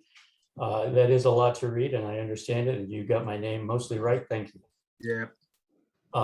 So let me begin by a couple of things, and let me just confirm. You still cannot see me. Is that correct? That's correct. Correct. Right. Okay. I don't know why that is. I can see myself on the camera. I have the video on. Nonetheless, I'll keep my prepared notes. So my understanding is that this meeting is to address the recommendations and comments from the August 11th meeting. And we are to limit our scope of review to the residential design review requirements for S17. So I have on November 21st, as part of my response and resubmittal, I prepared a draft document basically addressing the 4 main concerns that the staff had discussed. And I will read those prepared comments to you. Before doing that, and I will be brief, believe me, but before doing that, I want to just clarify a couple of points that although I was not able to attend the August 11th meeting, in review of the video recording, there seemed to be a fair amount of discussion and confusion as to sizes of houses and what's allowed and what's not allowed. Let me just be clear about one thing, and I'm sure that all 3 of you on staff are very much aware of this, but for those who are not, that may be listening, this is a single family resident, and the ordinance related to ADUs, attached or detached, expressly removes any areas associated with ADUs for the floor area ratios. So I just want to be clear, I've read the accompanying comments that came in subsequent to the August 11th meeting and at the 11th recording, or the August 11th recording session. there was a lot of conversation about trying to fit a house that's too big and it's too small, or, I mean, it's, you know, it doesn't step down, or it's too big, or why do we have that down below? Or why do we have a second story? I just want to be clear. The house itself is a single family residence, and the areas associated to meet compliance with the design requirements are listed on page 1 of the drawing. And the areas that are shown here are correct. So the areas to be considered are total areas without respect to the ADU floor areas. So with that in mind, let me go to my prepared comments. So the 4 issues basically, as I gathered them from listening to the recording, was building mass, shape, scale, height, and windows. So let me begin by the first element that was here. The RDSC members indicated that a variance more in, or actually, and the variance, which was actually a separate item, right? But let me just begin with that. So the first item was, the RDSC members indicated that a variance more in line with a 14 to 16 foot distance would be more appropriate for approval. And I referenced this during the meeting recording time of approximately 4 hours and 30 minutes into the entire meeting. There was a lot of conversation about what would be good, what would be acceptable. That's what he's asking for is too much. And so the reduced scale and size and mass of the house is based on your comments at approximately 4 hours and 30 minutes into that recorded meeting. The design has been revised to remove the bedroom and bath over the garage entirely. The rear second story deck has been relocated and reduced in size. The second floor bedroom and bath on the right side of the house, as you're facing the property, have been brought back to their original location, have been brought back from their original location to the front of the property line by about 14 feet 6 inches. The second story is now within the 20-foot setback line. There was some conversation about, you know, originally as proposed, this variance request was shown for the first story, but not addressing the second story. So let me be perfectly clear. The second story is behind the 20-foot setback line. The first floor entrance and stairwell wall have been brought back 11 feet from their original location as well. The front setback is now 13 feet. A variance request of 7 feet is all that is being asked for a total of 65 square feet. And this is to accommodate an entrance, an appropriate entrance for a foyer and the stairwell. So I believe we've addressed your initial concern, which was you're trying to fit too much in the front of the house. You shouldn't have the variance as close to the street as you're asking for, and you shouldn't have a variance for the second story. All of those items have been mitigated and reduced to a 13-foot variance request for a total square footage on the first floor of 65 square feet to accommodate an entrance. The second item was that the CRC had concerns about exceeding the standard maximum height of 28 feet, given the impact to the neighborhood scale and views. We all understand that views are not a protected item, but we wish to appropriately design houses so the second stories are centered about the middle of the home, and we try and promote views wherever possible. I understand that. We comply with that. Reduced apparent mass and scale by lowering the plate height and or lowering the eave line. And you mentioned the sections that are appropriate. My response is as follows.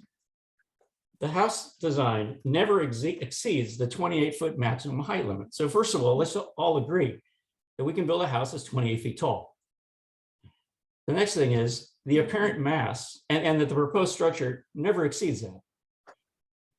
Second item, the apparent mass and scale have been reduced by removing the bedroom and the bath over the garage and by removing the second story away from the front property line as much as is possible to allow for the rear 30-foot riparian setback limit. This results in a reduction of the front plate or property line plate heights as follows. The original eave lines were 529.1. They've been reduced to 528.1 for the second story master bath front wall. The front eave line elevation was at 529.1.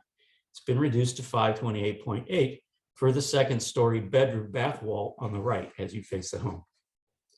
The actual physical mass and scale have been reduced by eliminating the bedroom and the bath over the garage and by removing bedroom number 2, or excuse me, by moving bedroom number 2 towards the rear of the property and placing it at or behind the 20-foot setback limit.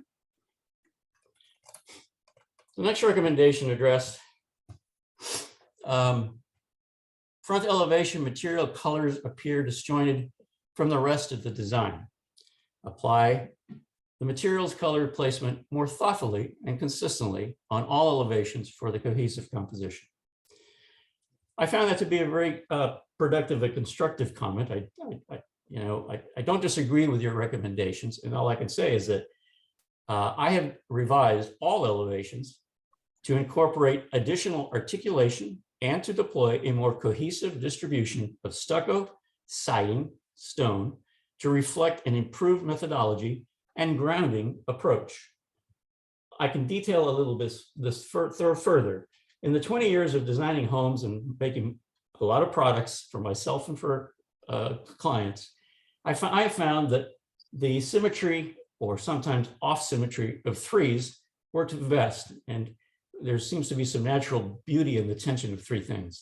So if you look at the elevations, if Glenn can just scale through that, what we've done is we've left the front with competing articulation elements, the James Hardy nickel gap square edge siding on top right and over the garage, a stone at the entrance, and then sand smooth stucco at the other two faces. If you can proceed to the next elevations, Glenn.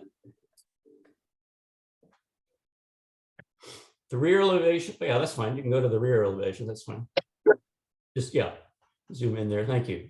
And so what we've constructed here, and since you're our architects, and I know that you take into consideration the cost of construction, the method of construction, you don't just put things together, you have to address the structural requirements. It's a complicated compromise to make an elegant structure and to make it stand up and endure the test of elements over time. So I'm going to ask that you try to be a little more brief. I suspect we're going to have a lot of public comment and a lot to get That's through in fine. this session. I'm more than halfway done. Last time you guys took a lot of time discussing things that were not germane. I will continue faster. I have complied with a requirement to indicate that the siding and the stucco are now articulated on all four surfaces. Go to the next elevation, please.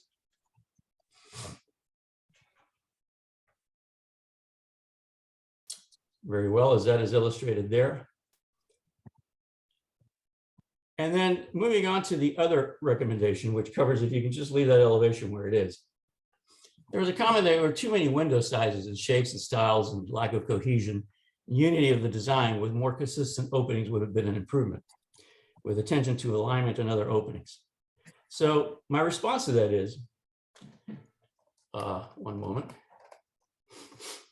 All windows have been revised to reduce the size where appropriate. You understand that there's egress requirements for bedrooms and et cetera, and natural ventilation and natural illumination for rooms and style and for commonality. The window schedules for each floor now reflect a consolidation of only windows as follows. The ADU is reduced from 8 windows to 3 window shapes, 8 windows total. The first story from 17 windows to 4 window shapes, 16 windows total. And the second story floor from 22 windows to 3 window shapes and 14 windows total. So I believe that I have complied with all of the recommendations and requests that were addressed during the August 11th meeting. I would be happy to discuss any of these additional recommendations with you and listen to your comments and inputs. However, I would like to speak briefly one more time before you close it for public comment. Thank you. Go ahead. Okay, thank you for the presentation. We'll go with, was it clarifying questions, I guess? Public comment. Um, Oh yeah, I guess clarifying questions first. yeah. Um, Go ahead. do you have any, Doug, did you want to start or do you want one of us to start? Go ahead, you guys can start. One thing I wanted to just clarify, based on what I'm seeing in the previous set and this set, the height of the structure has not changed at all. And it still exceeds 28 feet. And I'm not sure why you're saying that it has always been compliant with the 28-foot height limit. Is there something that I'm not understanding? I'm sorry, would you like me to respond as you asked the question? Yeah, when it's a clarifying question, you can respond and answer. Okay. So Katie and Russ, sorry to interrupt it. Now I just want to chime in quickly. So regarding the height, we caught that the highest point is at 29 feet 10 inches. That's over 28 feet. But I confirmed with Camille, my supervisor, that due to the slope of the property, the highest point can be 36 feet. According Yeah, to at the CDRC's discretion. Yeah, I'm just wanting to clarify because he's stating very definitively that it's never exceeded 28 feet rather than asking to exceed it. Okay. Yeah, so I think what I'm saying is because of the slope of the property, the 28 feet doesn't apply to this design. No, it still applies, but you are allowed to ask for relief from that at our discretion. Okay, I won't take time disputing that. When I read the indications, if you have a certain lot grade and you have a sewer at the top, you're allowed by the design to go to the taller element. If what you're saying is you wish me to change the language to say that we are not anywhere near the maximum height of 36 feet and that we are requesting a height of 28, I'm sorry, No, I think we understand the height and we understand what's going on. We want to make it be known that it's over 28 feet at this point. That's okay, that's fine. Okay, fine. I understand what you're saying. No problem. So go ahead with your next comment. I don't think I had any other clarifying questions. Rebecca, did you have some? Well, I think my questions are more for Glenn. And I'm sorry I got something interrupted for a minute in the middle of listening to the response to that. But so does this, one clarifying question is, does this property qualify because of the uphill sewer for being up to 36 feet? That's because there's nothing to do with the sewer. It's so I'm looking at section 6300.6. So here states where the average slope of a parcel is greater than 1 foot fall in 7 feet distance from the established street grade at the front lot line, and where a sewer connection must be made. Yeah, I think you're right. So according to this section here, Camille and I came up with a decision that it's possible to increase the height. It's possible to increase the height limit to 36 feet. Okay, and that's at our discretion to decide. No, why is it to your discretion to decide? That's the regulation. If you meet the parameters, why is that? No. I'm asking Glenn if that is, if it may, there are allowances for exceptions at our discretion, and then there are allowances which are not at our discretion. So I'm asking Glenn, excuse me, if this is for us to determine. I know there's, another one about going up to 33 feet at the center, 40% of the structure. Yeah, I'm reading this code here, and I have communication with Camille. I think that's under the planning department's discretion, not the CDR. Okay. Okay. And then the second question that I have for Glenn is just about, I see that there appears to be some dispute about whether the wetland setback or the riparian setback is what's applicable at this parcel. And I'd like to know what the, that's obviously not for us to determine. I'd like to know what the planning department.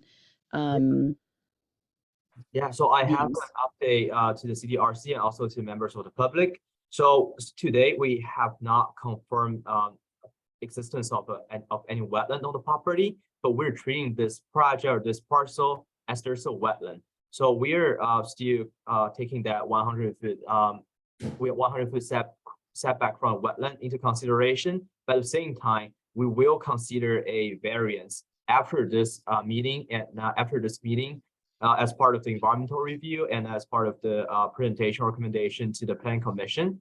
on the variance about granting an exception to the setback from the.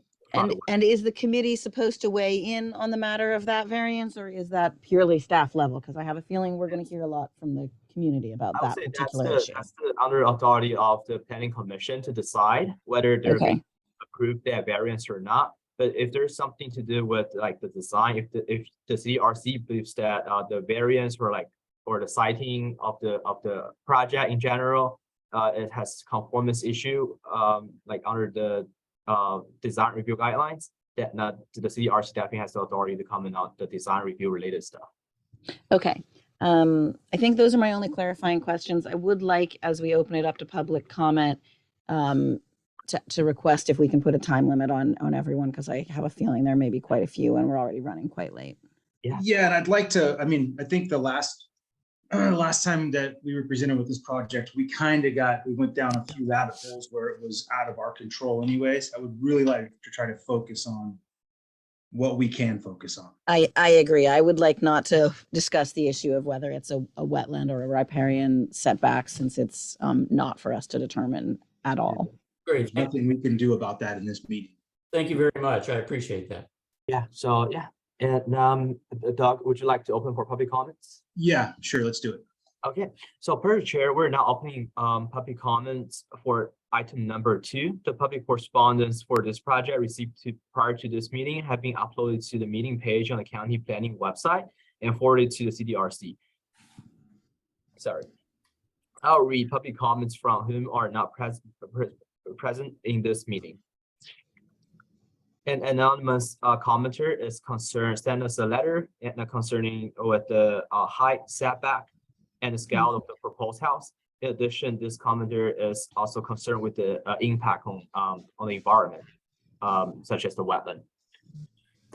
And now I will ask those members of the public who wish to comment to click the raise hand feature to raise your hand to speak on this agenda item.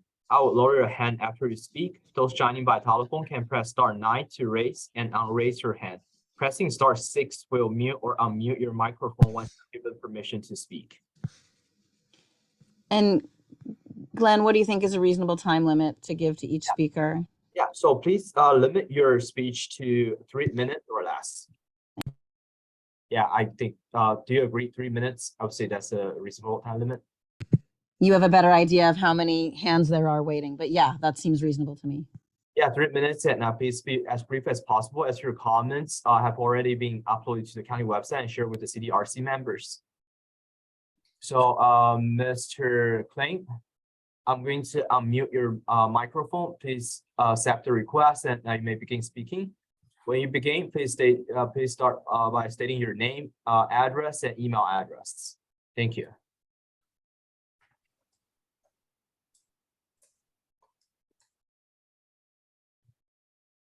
Hi, Mr. Klein. I may have just muted you by accident. Please accept the request again.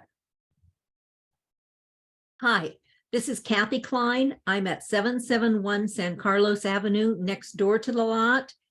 And my email is Kathy R. Klein, KATHYRKLEIN @hotmail.com. Thank you. Basically, I have some questions. One about the water coming from this lot, or that is on this lot now. And two, because of the land descriptions and the way it is shown on the renderings, I really can't read the renderings when I see the lot from my home and I see the lot in the pictures being very different. So first, I'd like to talk about the water problems that we see with the lot next door. Every rainy season, we have different diversions set up with the water coming through this lot. This year, there are 2 new streams that have been made in the lot below on Balboa Avenue. One is a permanent rock stream. It's a nice decorative thing in the property that the water runs through. The second is, I think it's an L-shape curve of sandbags that diverts water from coming from this lot onto the Balboa lot into another stream that's now newly been created. And along with these two streams being created this year, they have put a pipe underneath the Balboa lot. And you can go onto Balboa Avenue and see the water pouring out into the ditch on Balboa Avenue. And this is all coming from this empty lot here next door. And a few years ago, we watched 2, maybe 3 men digging a waist-high trench across the back of this lot from our fence all the way to the creek. And it filled up the next day. It was filled up to the level of the earth, the ground, and it stayed filled and it stayed running for days, diverting the water in this lot into the creek. And another year before that, we watched a trench dug in the Balboa lot below this lot that went from the back of the Balboa lot to Balboa Avenue. And that trench wasn't enough to get the water out of the yard. So they had tributaries put into that trench to keep the water moving and removed from their property coming from this lot. So my question is about building this house and the design of it.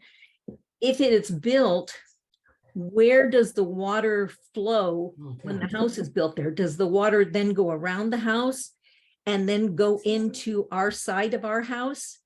I'm just curious about that one. We have to deal with watching all that water every year with the rain season. Then also my problem with reading the design models, it's hard to follow the renderings. Like I said, when I see the lot next door and then I see the drawings and I don't see the same thing in terms of the land. On the number 1 northwest perspective house level in the front, the level shows the new house to be level with our house. And to me, that's confusing because it also shows the new house level with the street. And our house is not at all level with the street. And it also shows the fire hydrant out front at the street. And the fire hydrant is actually down the hill on the slope from the street. So that doesn't coincide with what's there and what's there. That's perfect. That fire hydrant is actually on the slope going down, and that it doesn't make sense. As you can see, it's not there on the street, it's down. There it shows down. And also then on the number 4 rear elevation, I can't follow again the house design in terms of where it is or how it is, because I can't read it, because the rendering shows the house 771 San Carlos and this new house. The one level, the ground level is basically straight across on both these houses again. And they can't be straight across the back at the same level when they're not at all straight across the front at the same level, if that makes sense. And Kathy, we're starting to push that time limit there. okay. And also I'm confused on the left side of the rear, the number 4 rear elevation. There's what looks like raised land. It's lower here in this picture. It was much higher in the picture that I took off the left side. I can't tell that the hill goes down there, but it actually, in the rendering, it goes up. And if it's something is done that has it go up, is there going to be a retaining wall there between that and the creek? Because that's right at the creek. And how far back does that level go down the hill? May I jump in for a moment with some responses? Uh-huh. Oh, wait a minute, let me just, if there is one more thing here. So is there going to be a retaining wall with that land along the creek? And possibly you may need a retaining wall for the Balboa lot. And then I'm also concerned about the side between our two houses. Again, back to not understanding the level of the ground shown in the pictures. If I may, I think that the civil engineering drawings are the appropriate ones to look to for where the heights are. Just speaking as a person who commissions renderings frequently, they're not the Unfortunately, best they're place not in to this look set. for accuracy. They're not available here, or the site drawing. I just think that the renderings frequently renderers have the available highly detailed information for the structure that they're rendering and less detailed information for surrounding information like the fire hydrants. So I think that those drawings are the least likely to be an accurate place to get information about what the land is actually doing, that the elevations or the site drawings are more useful. And as to your earlier question, I mean, it is a requirement of any development that post-development flows not exceed pre-development flows, meaning it would be illegal for this development to shed more water onto your property or any neighbor's property than occurs now. But what occurs now is, I guess my point is that it can be excessive. I mean, if people need to dig trenches in that lot itself to the creek, anyway, that's the point. So I understand there's a lot of community concern around the moisture, the water on the property, and this has been a real keen time for us all to see how strong the effects of erosion can be. But those issues are definitely outside of our purview to talk about here. And we're sensitive to them. But I think that those are concerns that are going to need to be brought up at a higher level, that our committee is really focused on addressing the design of the structure, the massing, the style and things like that. So Hi, and this is Richard Klein. I just wanted to make one clarifying comment. Glenn had mentioned that there were as an anonymous comment about the house.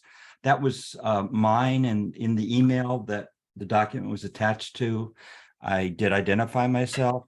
So if you could just make sure that that is, it's understood that the document that he referred to as anonymous is from Richard Klein at 771 San Carlos. Mr. Klein, I'm pretty sure that comment letter is not from you because I saw your name on the email you sent me. So I have your name on my interested parties list. So that maybe there are probably other community members with community members has Okay. Okay, thank you. Yeah, thank you. Okay, that now we can move to the next next member of the public. Lenny Roberts, please accept this request and now mute your microphone, then begin speaking. Then please begin by stating your name, address, and email address for the record. Thank you. Hey, Glenn, can you look at the chat messages, please? So, are you ready to hear me, or would you like me to? Yeah, go ahead, please. Okay, this is Lenny Roberts, speaking for Green Foothills. We have had a number of concerns about this proposed project, and we appreciate the staff now recognizing that the riparian area is also potentially a wetland, which has been determined in prior reviews that we have been involved with by the Coastal Commission. There was a specific dispute resolution matter that went to the Coastal Commission, and their biologists, as well as biologists that we hired, concurred that the wetland, same willow, same species of willow, riparian area is also a wetland, and that was in on Hermosa Avenue in just above Highway 1 in Miramar. So we appreciate the staff's recognition that wetland setbacks are not met by this particular proposed project.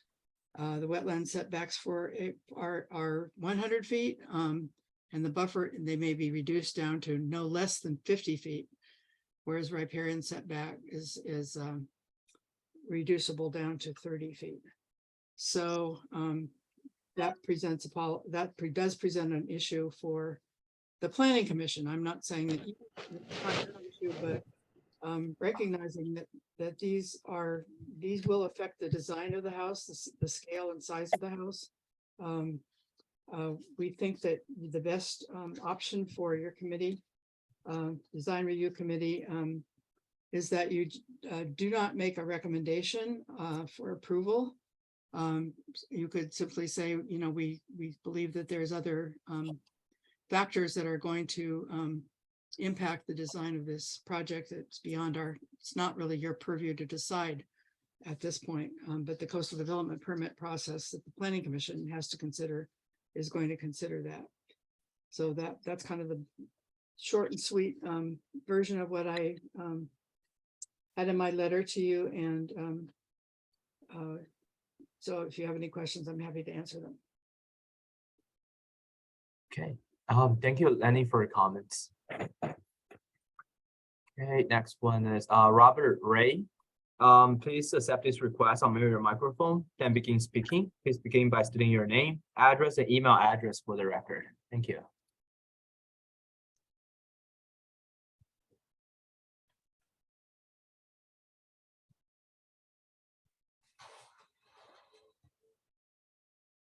All right, can you hear me? Yes, we can hear you. Okay, so my name is Robert Ray. I live at 739 San Carlos Avenue. I have lived on this street for, feels like I've been saying 30 years for a long time, so probably closer to 40 years. I'm probably the one that's lived here, not probably, I am the one that's lived here the longest. And my comment is just on this process. My family has lived here a long time. We have been through this process many, many, many times.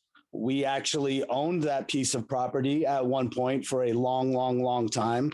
We sold the property to the person. I don't know if that's the person who owns it now, but we sold it to that person.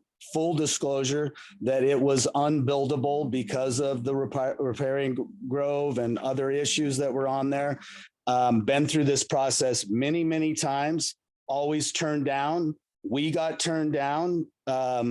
And here we are talking about building something when it's not a buildable area. To me, we should discuss whether or not it's a buildable area, get that taken care of, which has happened many, many times already, that it is not a buildable area, before wasting everyone's time again and again and again on architecture. It doesn't matter what the architecture is because the property is unbuildable. So why do people keep coming here and wasting everyone's time at this, on the building permit? I mean, the building itself, this is ridiculous. It's the horse before the buggy. I mean, I'm tired of it. I've been doing it for, I don't know, 10, 15 times probably, and it's never been successful. So why in the earth do you think it's going to be successful now? And why are we wasting everyone's time, the horse before the buggy? It's an unbuildable area. Thank you. Thank you for your comments. Okay.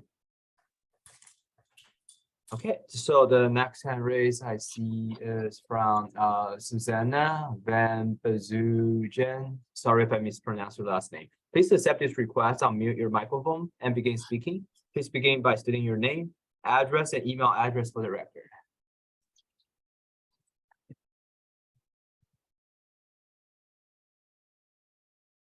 Hi, this is Matthew Quinn. I think you unmuted me. I'm happy to speak. Yeah.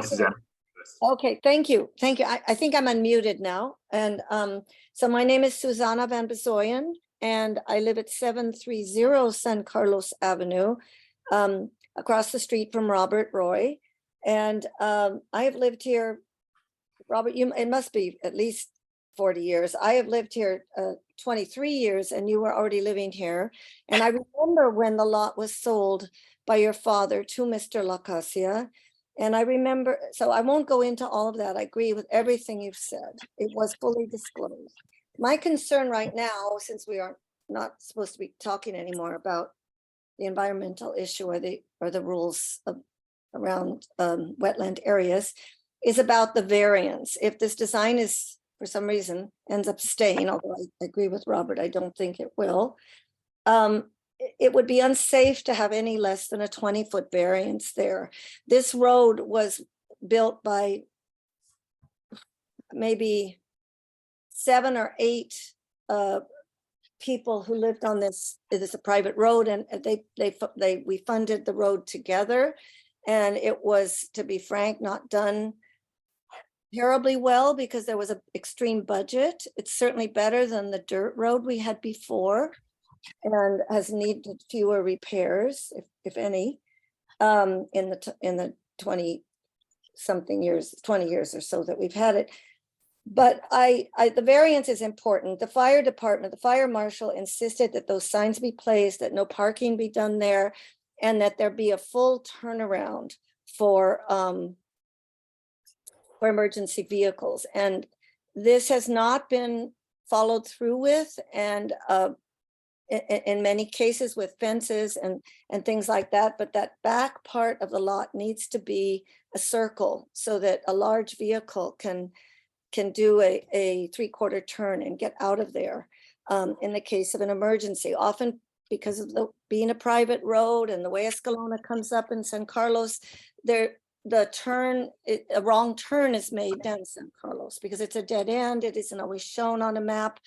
And so a wrong turn is made, and they're in the rush to get to someone who has had a heart attack, or there's a fire somewhere, and this is the wrong road, and they need to be able to turn around. So I don't think a variance is appropriate in this case. I think it isn't safe. Thank you. I'll say my other issues are more appropriate for the Planning Commission. Thank you. Thank you very much for your input, Susanna. Okay, Mr. Quinn, please accept this request on your microphone and begin speaking. Please begin by stating your name, address, and email address for the record. Hi, this is Matthew Quinn. I live at 754 San Carlos Avenue, El Granada. Email address is matthew.quinn@bain.com. So I've already sent through my views via the correspondence, but I'll just quickly iterate them. So obviously the wetland and riparian issues are a major issue, but I won't go into those. I think aesthetically, this is what I would call a terribly designed house. It is a watchtower sitting on top of a house that aligns with the rest of the street.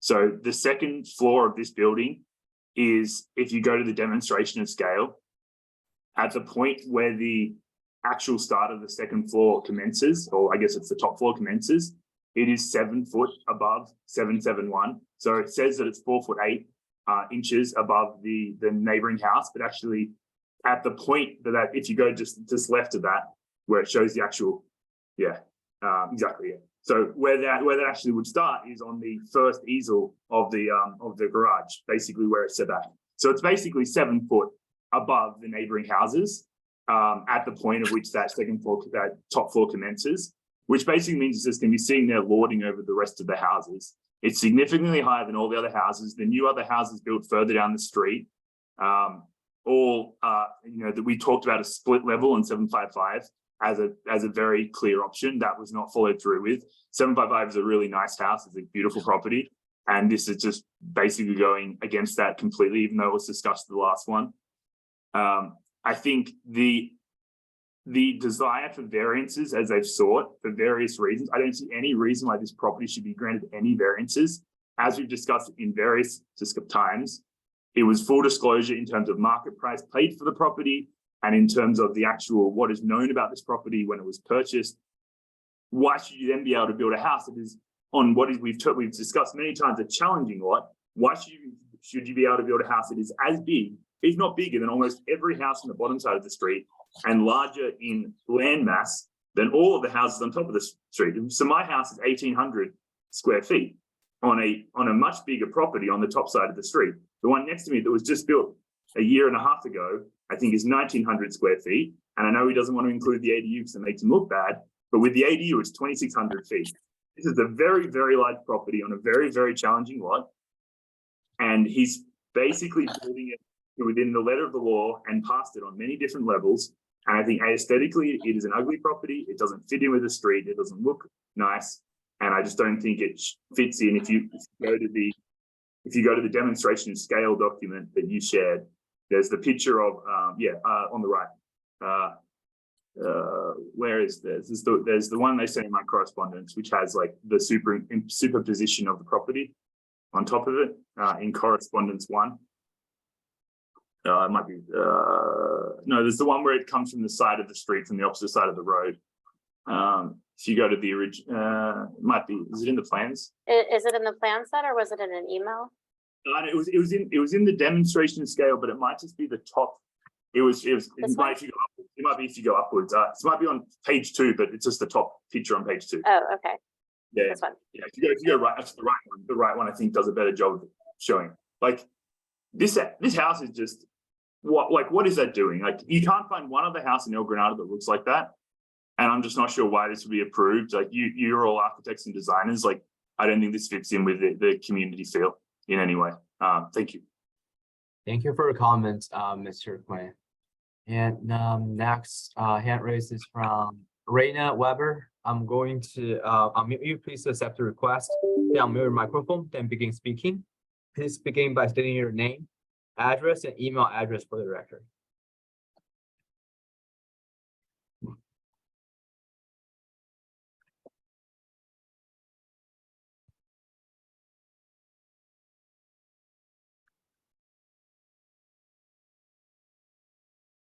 Hi, Reina. Please accept this request and unmute your microphone.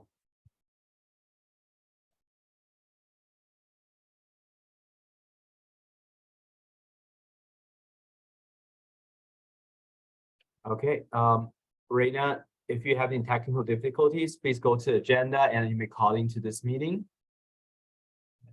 Or you can text us in the text box below.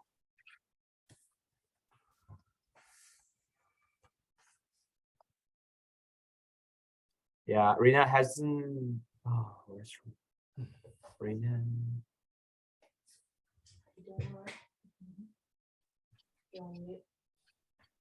Reina, are you still here with us? Oh, no. Okay. Reina has been disconnected. So I have called up on all the raised hands for speaking on this item. For those on Zoom, are there any other persons who wish to speak on this item number 2? If so, I'll provide a few more seconds in case there are others that would like to raise their hand to speak on this item. Okay, I see Jessica Rosenberg's hands raised. Okay, Jessica, I'm going to unmute your microphone. Please accept the request and begin speaking. Please begin by stating your name, address, and email address for the record. Thank you. Hi there, can you hear me? Yes. My name is Jessica Rosenberg. I live at 763 San Carlos Avenue next door to the Kleins. My email address is jessbeth19@gmail.com. And I would simply like to state that I concur with my neighbors that I have concerns about the buildability of this property, the riparian nature and the structure itself and the way it comes above the Klein's home in view. And I am concerned about emergency vehicles being able to turn in the circle. Thank you very much. Thank you very much for input. And Jessica, would you please provide your email address to us again? Yes, it's jessbeth19@gmail.com. JESSBETH19@gmail.com. Thank you. Okay, I've called up on all the raised hands for this item. Chair, please indicate if you'd like to close public comment.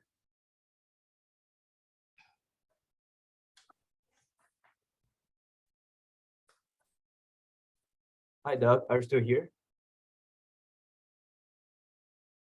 He's muted. Sorry, I was muted. Yeah, let's close public comment and we will kick off comments.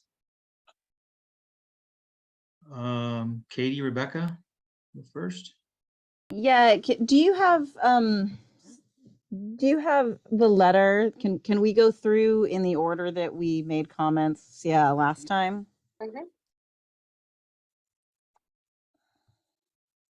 Okay, so the first comment was related front to variance. the variance. So the variance was reduced, which I definitely appreciate. I think that just from a, a commentary standpoint, I think that that does help quite a lot. There's obviously a lot of other projects in that area that have reduced front setbacks or zero front setbacks for the garage. One thing that I think is worth pointing out is that this project, there's the plans. This part has been pulled back, which I think helps.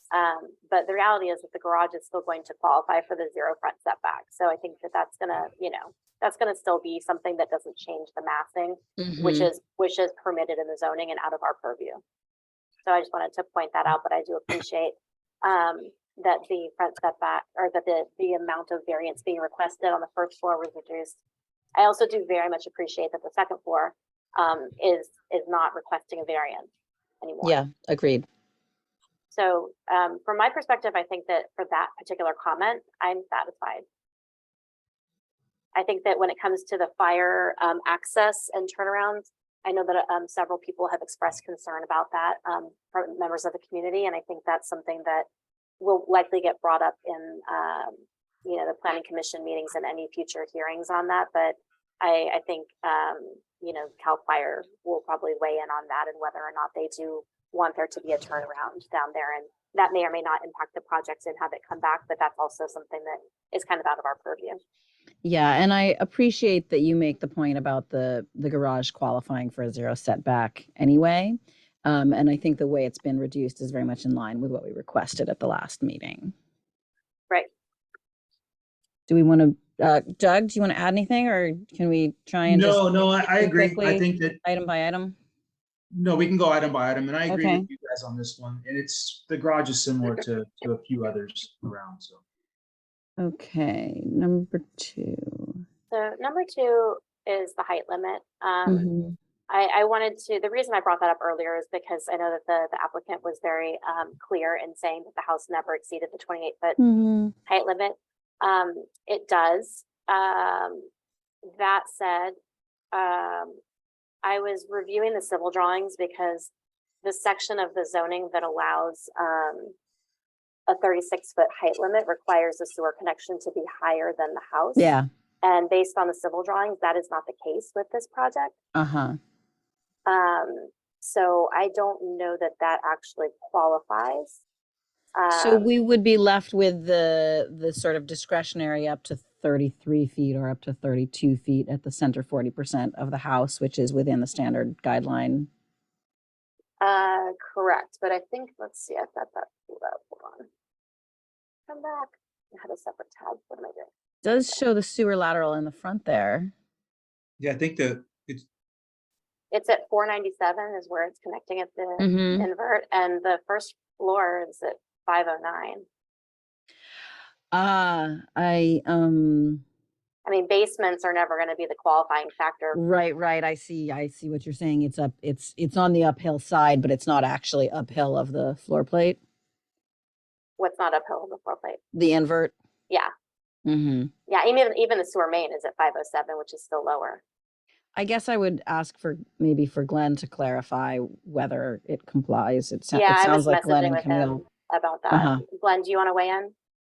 Yeah, so I was typing here to respond to this issue.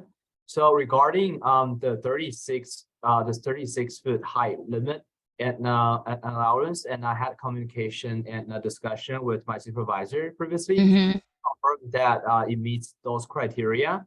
But we determined that it meets that criteria. And if the CDRC has a different thought on that, then what I recommend is, because that's a staff or the department directors. Yeah. So I recommend that we can just put that aside, and if later on, I will have a further discussion with my supervisor to double check it. And also I would love to hear from Camille because I think the language is just a little vague. Uphill from the building location. Yeah, Is like I don't know how they define the building location. but where the location is. But if we accept your analysis, which I think we should for now, then that point seems moot, right? What my my thinking is, I would suggest that the CRC accept that suggestion or a conclusion. If later on the department find out that the interpretation or like the code we change our position, then at that point we can work with the applicant and request a amendment to the application. Okay. And now, Rod, if you have any additional information regarding the height limit, maybe you have some prior like research or communication with the county staff, and if you have like any evidence or like any information, please feel free to share with us. I'm sorry, Glenn, were you asking me a question? Yeah, I was asking you a question. So we were talking about the height limit. So previously, planning staff has determined that 36 foot is the height limitation. And now you also referenced that 36 foot height limit on plans. So I wonder if you got like any confirmation from county or you have conducted any like research or analysis on the. Of course, I have many other correspondence from Lisa Grote, previous director of planning, Camille, other planners, people who no longer work there, all affirming that that is the case. Okay, so so for CDRC, so I would suggest that you accept that conclusion, and as I mentioned. Well, my assessment of the conclusion is your records for all of my submittals in the past, the history of this APN, contains all of those documents from your own department. Yeah, so I would suggest CRC to accept that conclusion. If later on we change our position, then at that time we can work with the applicant and request amendment. And to Rod, if you have any communication regarding the 36 foot high requirement, any communication with county employees, then please feel free to send those information to me directly. Okay, so we're gonna assume moving forward that the 36 is allowable. We're over Okay. 20, and we can look at it as drawn. Okay. All right.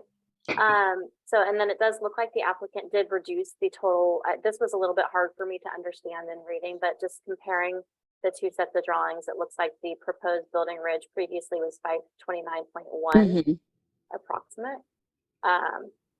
And now we are at 528.8. So, you know, a few inches shorter. Okay. Okay. Back to the letter.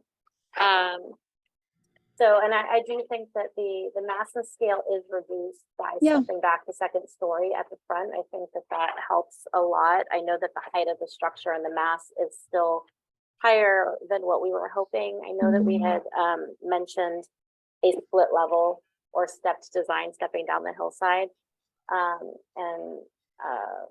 Does the rest of the committee feel that the improvements are enough? I do. I think that there's been an attempt. It's not an ideal spot, but I think so. Yeah, I mean, I think that the in terms of the height limit, yes, I think it's enough. I think that the massing is maybe a little bit of a different question and the way it relates to the neighboring properties. But in terms of just the matter of the height, yeah, I think it's sufficient. Okay, so for the massing part of this comment, what are your thoughts, Rebecca? Well, I mean, they have reduced the physical mass, and I think I don't think we need to discuss it because we're only supposed to respond relative to the issues that we raised before, and the issue of the 28 feet height limit, I think, is addressed. So I'm satisfied. I would sort of go to the elements of design. I guess we really only have color and windows. Yeah, I was going to say, I know that the applicant had stated that we're supposed to stick to just reviewing what was commented on in the previous review, but unfortunately, we were actually very limited on our time because of so much discussion and didn't get to do a lot of reviews. So I don't feel that that should be the limitation of the discussion because we didn't get to really do a full review of the project previously. So I do think, for me personally, the scale of the project in relation to the neighborhood and the neighboring homes is still something that I think we should be discussing. Okay, well, So I mean, some of the massing was addressed with reducing the front setback, right, in the second story. some of the, yeah, I mean, it was addressed on the front. I think that there's a lot of flat or very low slope roof here, which is also a thing that I know we're moving towards allowing more of, but I think that it's, in this case, kind of adding to the appearance of mass and bulk relative to the house next door. So I do think big strides have been made in reducing the upper floor.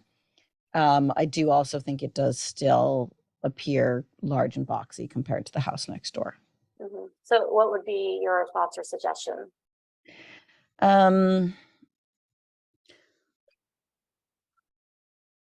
Well, you know, it gets into, again, being sort of more prescriptive than we necessarily want to be, but I would re-examine the roof profiles and, you know, the guideline of lowering the eave and maybe creating a little more slope on some of those roofs.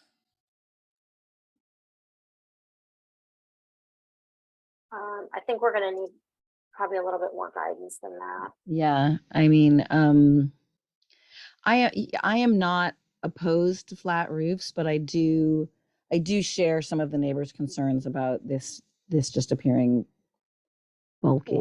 Like I was kind of thinking originally, you know, when we talked about, let's see if I can get this a little more opaque.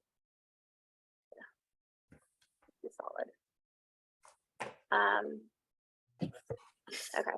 So I think what I had been hoping for was that we would have seen something stepping.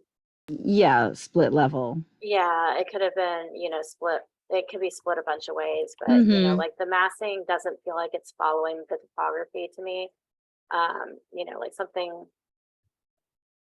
I think that's my concern overall. I guess my big picture concern with the massing is that it doesn't really feel like it's responding that much to the topography. And I think that this particular site and the neighboring homes, it's not often that I feel strongly that split level design is warranted, but in this case, I kind of do. Can we look at the top floor plan for a second, just in plan, to see what we've got up there now?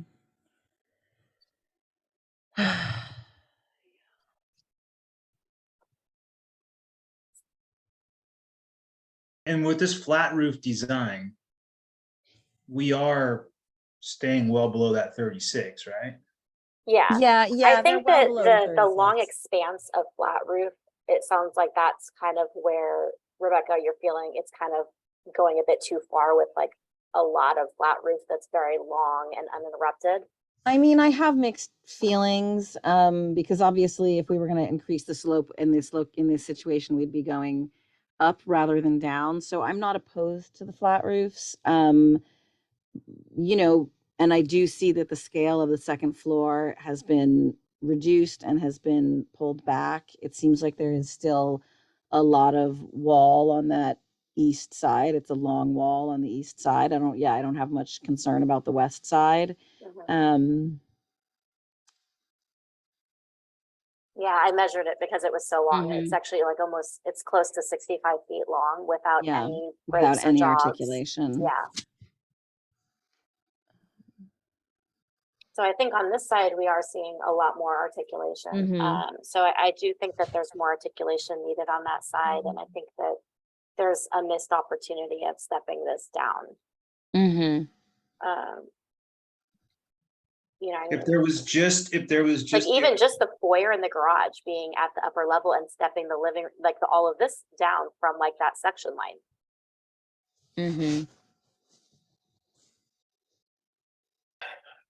You want to come here?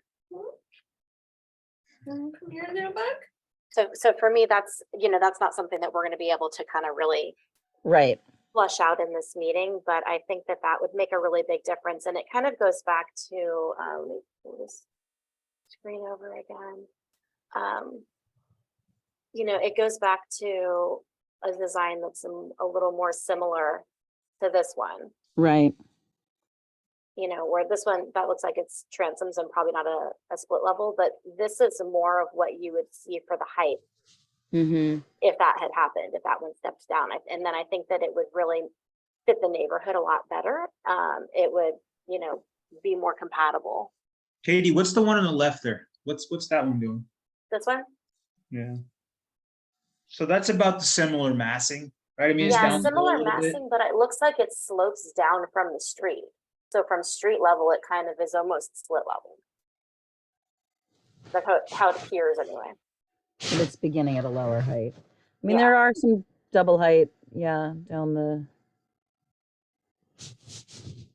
So most of the projects that are, you know, full multi-story are on the upslope.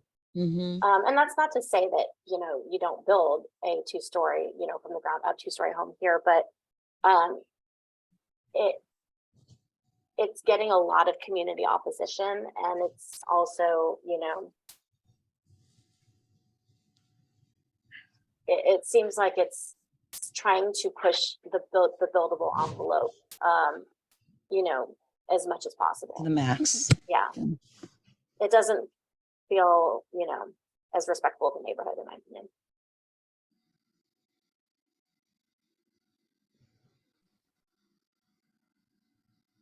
So I guess what I would want to know from the committee, do either of you share the same sentiment? Do you feel strongly enough that we want to continue with that part of the discussion, or is that something that you don't feel as strongly about? And, you know, because we are a committee of 3.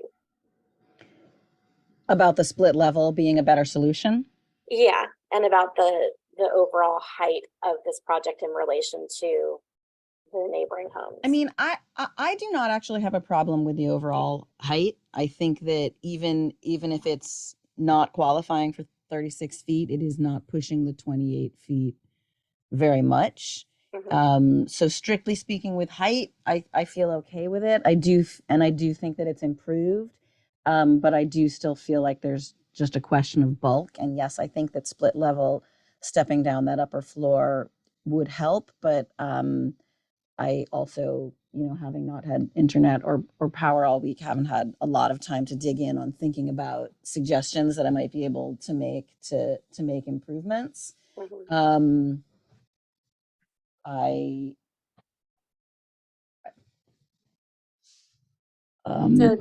would you prefer to focus more on the articulation on this side? Well, I think the articulation on this side definitely is lacking. And I mean, certainly further down our letter from the last time, you know, there's some easier topics. Do you want to go over the other ones first and see if we can cross off what we can cross off? Okay, so we go that this is good.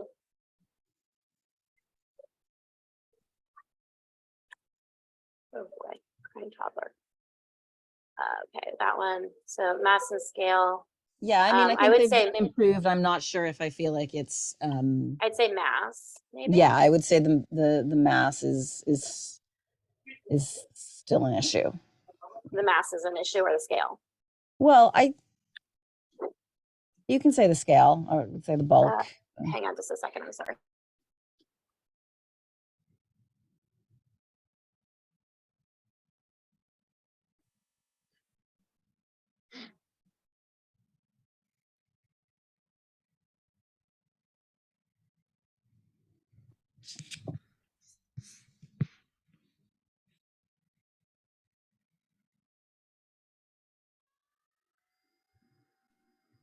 Okay, apologies. I had a toddler with a poked in the eye crying, come in the office kind of situation. So, okay, so let's just skip this one for now.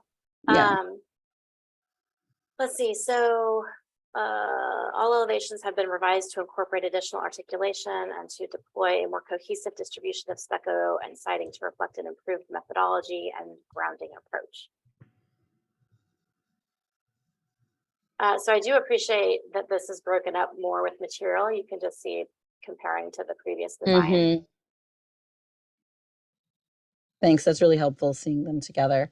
I always have to pull them both up. Yeah. I do want to just mention while I'm thinking about it, floodlights are not permitted at all in the mid coast. So, you know, If you could just, Rod, make sure that all of the floodlights, I see several of them on the project, those all need to be removed. I think a couple of things that are missing for me in these elevations are one, so the gray siding on the upper floor is not stacked above the siding below. Yeah, so there's this horizontality to the project. And then it feels a little bit random where the color blocks are on the left side. I think less so on the right elevation, feels a little bit more cohesive. And this is maybe personally, I prefer to see the darker colors on the base, or maybe two colors would be enough here rather than having two similar shades of gray plus the wood look. But it feels like there's these kind of heavy elements on top of the light pale gray. Mm-hmm. May I make a comment? Sure. Sure. Just to be clear, the light pale gray is for the ADU, and it's part of the design requirements when you submit to indicate the shading of where the ADU is. That's why that's a little lighter gray. The intent is all stucco will be the same color. Okay, that's helpful. Yeah, that's very helpful. Thank you for clarifying. Yeah, so it's not two types of gray. The requirements for clarification. Okay. Got it? I think we understand. Okay, thank you. Yeah, I agree. The right elevation feels more cohesive to me. It doesn't feel like the material placement doesn't feel as arbitrary, but also the windows are a lot more cohesive on this side. Mm-hmm. And I know that part of the reason we've been having a little bit of trouble with the cohesion of the windows on this side is because there's a lot of transom windows and very small windows. And I know that those were intended to create privacy for the house next door, but you know, from an architectural standpoint, it still feels a bit jumbled. Yeah, and you know, the applicant responded with a delineation of how the windows were similar floor by floor, and they're kind of similar side by side. But looking at the project as a whole, it's still a lot of window types. And it doesn't feel cohesive to me for the windows on the left side to all kind of be of one type and the windows on the right side to be of another type. Like, I think the whole structure has to be cohesive in terms of its fenestration. May I ask a question? Sure. Yeah. So would you prefer that we compromise privacy to the neighbor to meet that objective? No, I wouldn't prefer that you compromise privacy to the neighbor. I think that there is probably a way to achieve both privacy and more cohesion.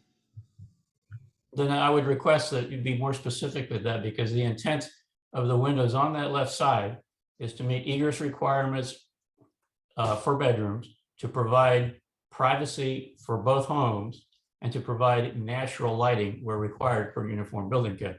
So okay, I understand that. There are a lot of transom windows on that side and there are none on the other side. So there could be the incorporation of some of that style on the opposite side. There are very little windows, these tiny windows on the left side that I'm not sure of what their purpose is, but potentially their head heights could be aligned with others.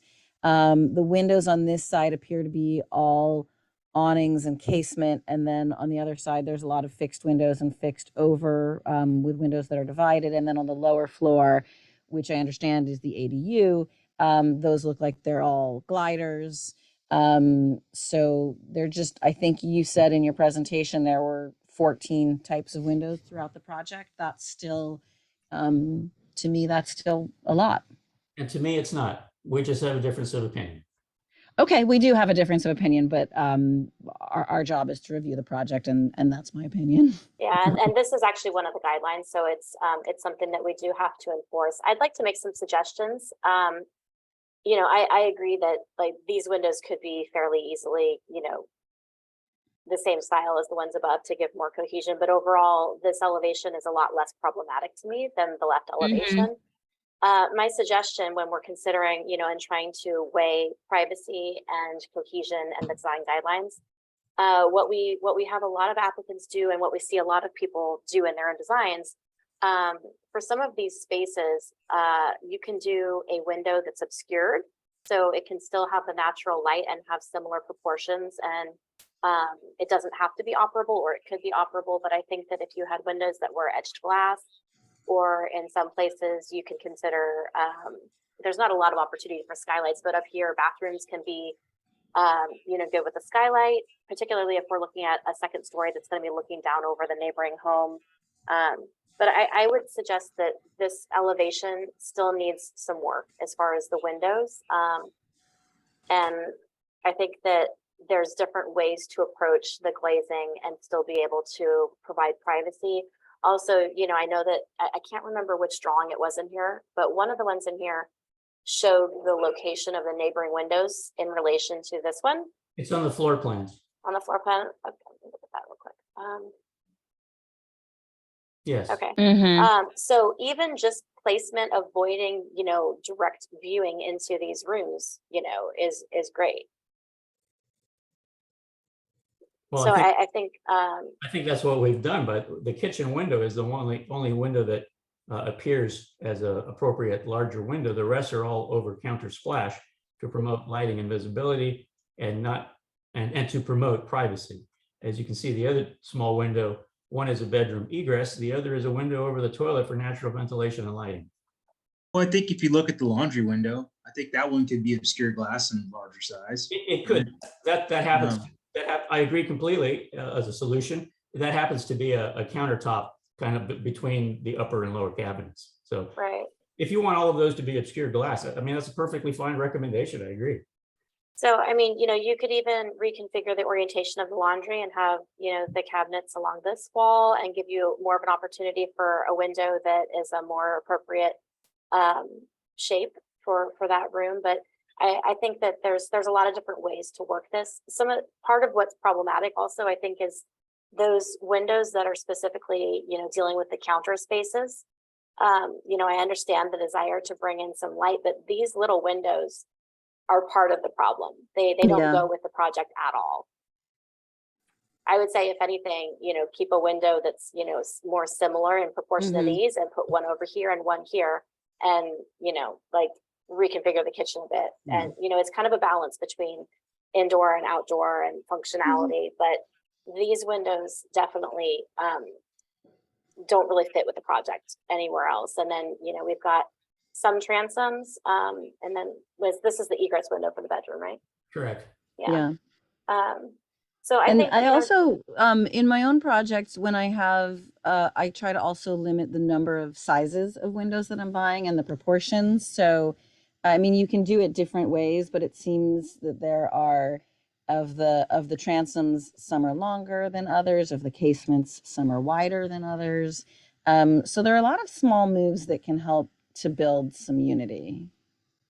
Well, which I think particularly when you have a project like this that has a lot of that does have a fair amount of articulation and kind of a lot going on, it helps to build unity where possible. yeah, and this window, it doesn't really seem that necessary to me. There's a lot of glass in this room. So I think it could be, that would help simplify the elevation too. That's the sun-facing window. That's the most natural light for the site. For the Okay, light. well, you could consider maybe making these a little bit bigger and eliminating this one.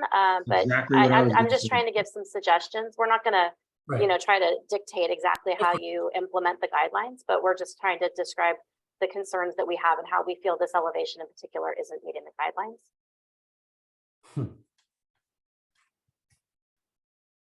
So do we want to stay on the windows, or do we want to look at the list again? I think we know the windows need to be addressed. Yeah.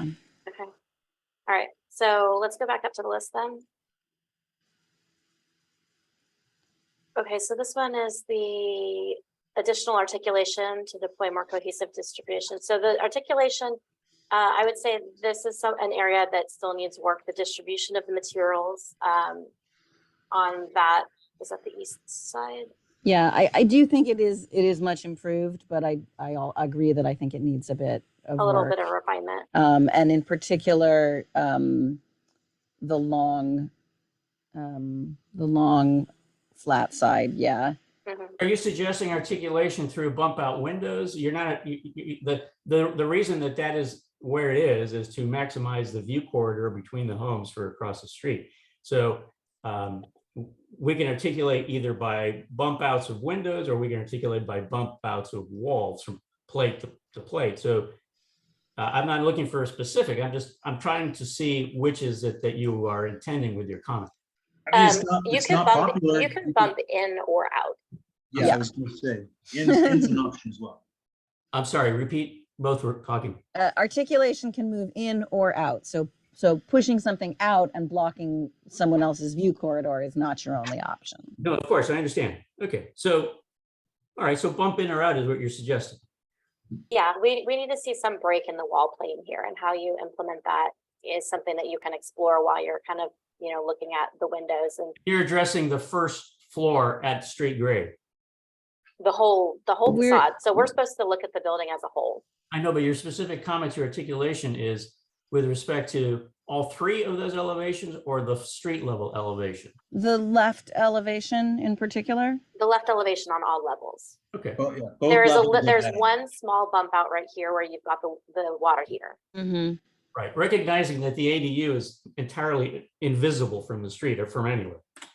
We're not mentioning the ADU. We're talking about level So 2 first, and 3. And when you're looking at those bump outs, if you do something, you could even break the roof plane and give this more verticality. I don't know if you were paying attention in the last review, if you were on the meeting yet or not. That's a much smaller, completely different project, but a very similar thing where it was very long on one side. Yeah, it would actually help a lot here. Yeah, just something like, just as a diagram, like this, if that bumped in or out, and then this is where you applied the material differentiation. This was stucco and everything else was siding or whatever. But just as an example of how to unify the placement of the material along with the wall articulation, then that actually starts to guide the placement. Katie, could you put that red block back, but make it the full width of the gray on the second story? This way? Yeah. For me, for starters, if the siding were unified kind of 3 stories high there, and then yes, potentially if the roof line broke and the wall continued up, even without it bumping in or out, that would be an improvement to me. Mm-hmm. Yeah, because if we but look more at so the if front it was elevation, also- so it steps in here. Mm-hmm.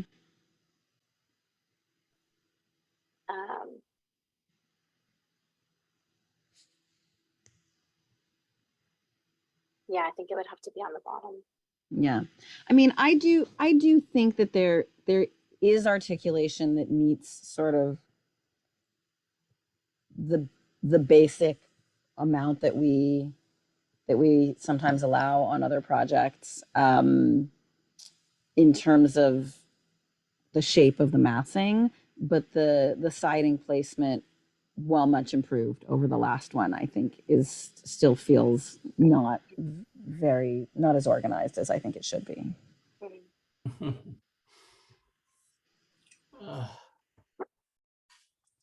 Okay. So I think so this area we still are looking for some improvement there. Yeah, and I do think that those for me, those are improvements that we might, if they were the only thing, that we might be able to work through in committee here today. But especially because this is receiving so much community opposition and is so sensitive, I think it's important to be thorough. Yeah, and this is also, largely to your benefit as well, Rod, because once you get to the point of having a recommendation for approval, the goal is for everybody to feel that it's the strongest version of that project before it goes before the Planning Commission and potentially eventually the Coastal Commission. Because if you go to them and there's all these other community concerns that are going to already be a battle, and then you've also got a disjointed design or things that aren't really working, then I think that's going to be a challenge. I mean, just looking at this, you can see that the placement of the material feels kind of arbitrary. It doesn't feel like an organized, cohesive design from a material standpoint. And I think that looking at it in 3D is helpful for placing materials. Like, why would the material stop here instead of at this corner where you actually have a break in the wall plane? Well, there's actually a break in the wall plate behind you. That's exactly where the materials are chosen at natural interior wall plates for expansion joints, but that's fine. Right, but I'm talking about the actual jog in the wall, that you have a corner right here where it could wrap the wall and terminate, or this could die into the stucco. So, the interior walls, like even if this just went to here, then you've got this one wrapping here, but I think that the material placement and the windows on this facade particularly need to be revisited and just fleshed out a bit more.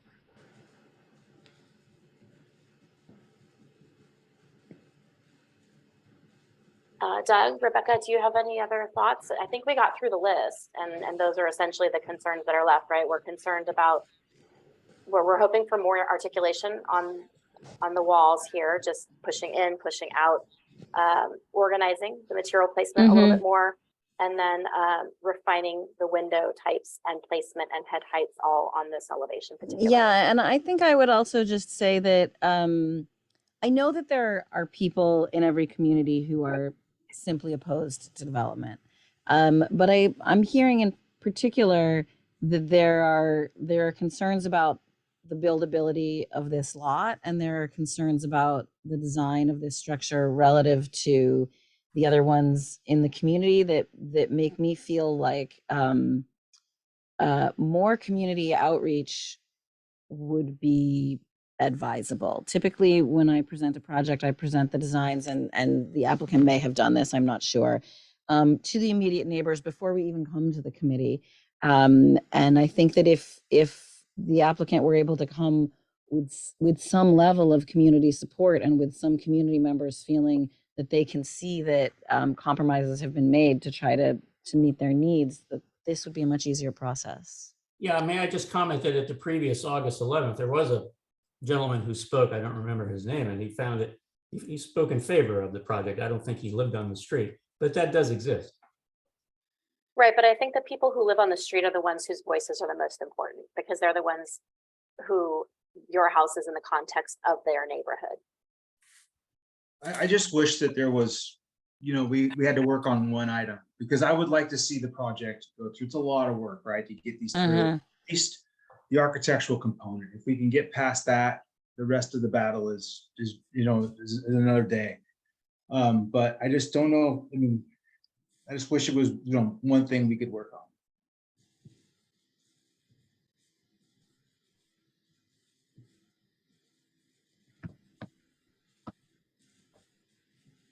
Do you to the applicant, do you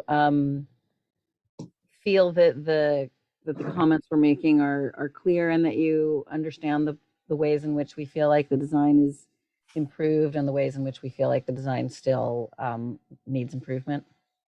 So I understand your comments. I'll make general. So, beauty is in the eye of the beholder. This isn't the first house I've designed, and everybody's entitled to their objective opinions, not subjective opinions. I understand that. No problem at all with that.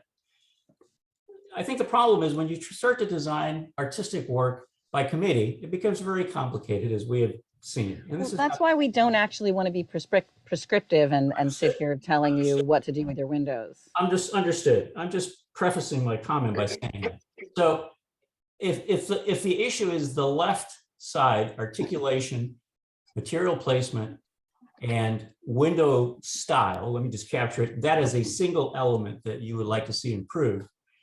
That is a relatively simple solution that I could put together that you would probably approve and be satisfied with. It's not my intent or it's not my design criteria as a designer of the project. All I want to make clear is it's difficult when you wish to express creative, artistic, and as architects, you understand this. So it's not that I don't understand what you're saying and what you wish to do. I just believe that what I've done meets what I would like to see as an achievable, elegant structure.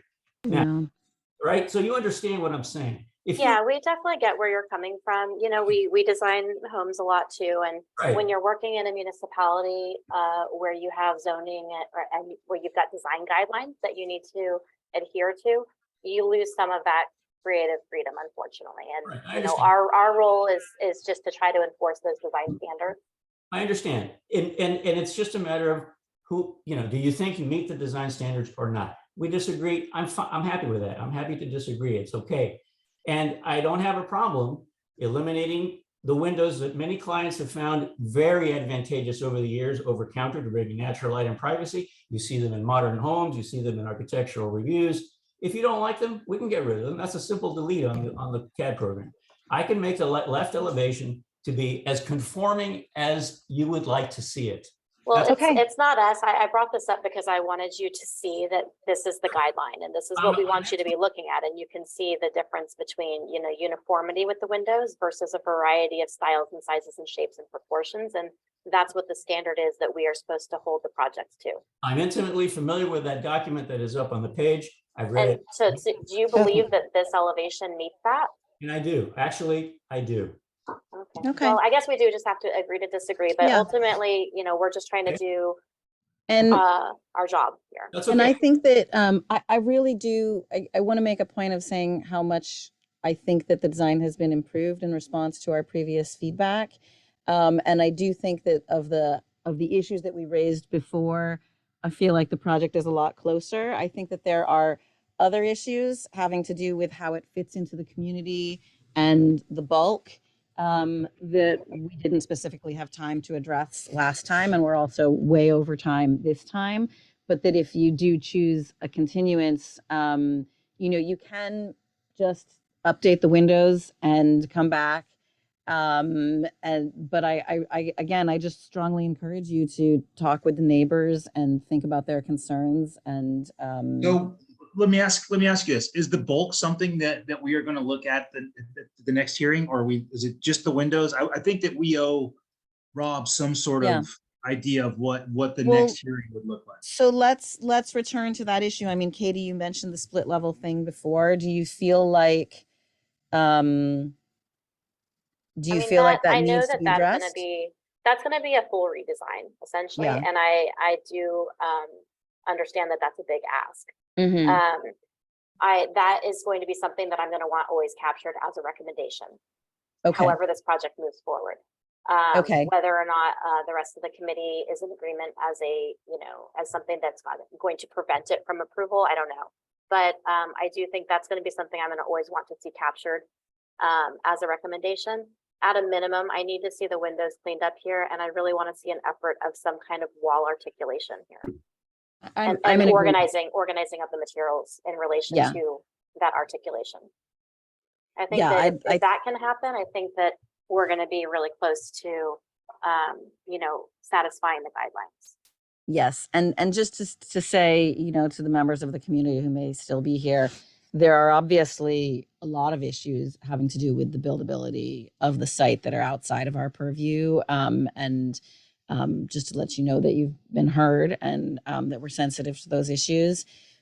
I think that those things, once we get to approval here, will be raised at a higher level than us, and that the project will have a better chance of getting to be built if we have a really beautiful, elegant design that everyone on this committee can feel good about. Yeah, and as far as things that are missing, we are missing front door and garage door specs. We're missing lighting at each door. Those have been provided to Glenn, by the way. I'm sorry you don't have them, but they have been provided as part of the submittal package. Okay, so and then there's no updated grading and drainage drawings. No, because I didn't want to spend another $10,000 based on what you're going to say. But obviously, they would be revised. Okay, well, for the planning department, we're not supposed to be reviewing projects that are not complete, and this is missing information. Decision by the. Well, I disagree. Go ahead. I'm sorry.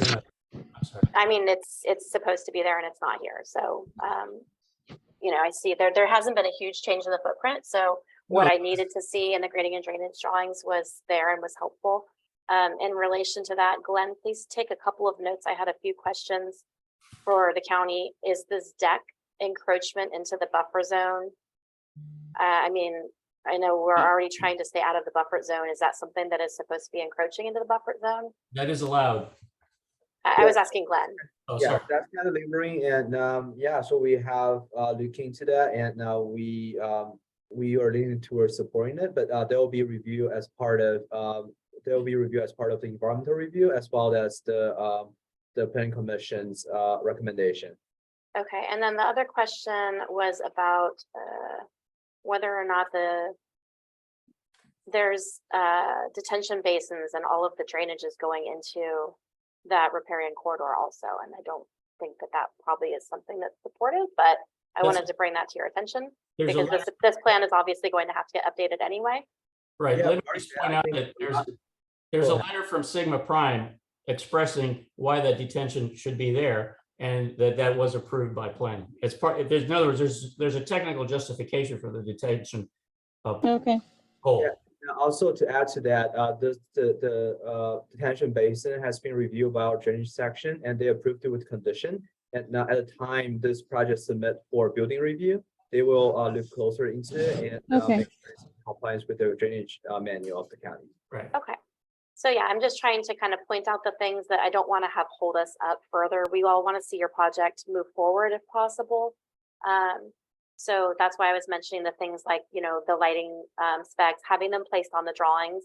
All of these floodlights have to be eliminated. Those are not supported in the mid-coast at all. So just to be clear, and that's not a problem, I just want to make sure I understand your comment. Security lighting for safety, which is the point of those, because that's an open space to a riparian street with no security, right? Yeah, this is a dark sky community and it has an impact on all of the animals and the wildlife and the dark sky nature of the coastside. So the lighting is generally limited to one light for every exterior door. And when there's larger doors, like a double garage door, we are generally supportive of one on each side. Or when you have doors, if you have larger doors like this one, we would be supportive of one on each side rather than just one. But the lighting guidelines really dictate minimal lighting. They're supposed to be downcast and shielded bulbs. No uplighting is permitted. There's also limitations on, I think there's limitations on the lumens that can be cast, but I'm not 100% sure. You can definitely check with Glenn on that. But I wanted to make sure that you know so that all of this can be provided for a complete set. Yeah, the specifications on the floodlights were provided and they are shaded covered. And I just want to be perfectly clear. We're compromising the ability to see an intruder on the property for down lighting. I understand. This has been brought up in some of my own project hearings as well. But, you know, we're not the ones that write the guidelines. We're just the ones that are supposed to, apply them. No problem. Everybody's held to the same one. I went through, Katie's been through in our personal homes and we were held to the same standard. Very well, agreed. Thank you.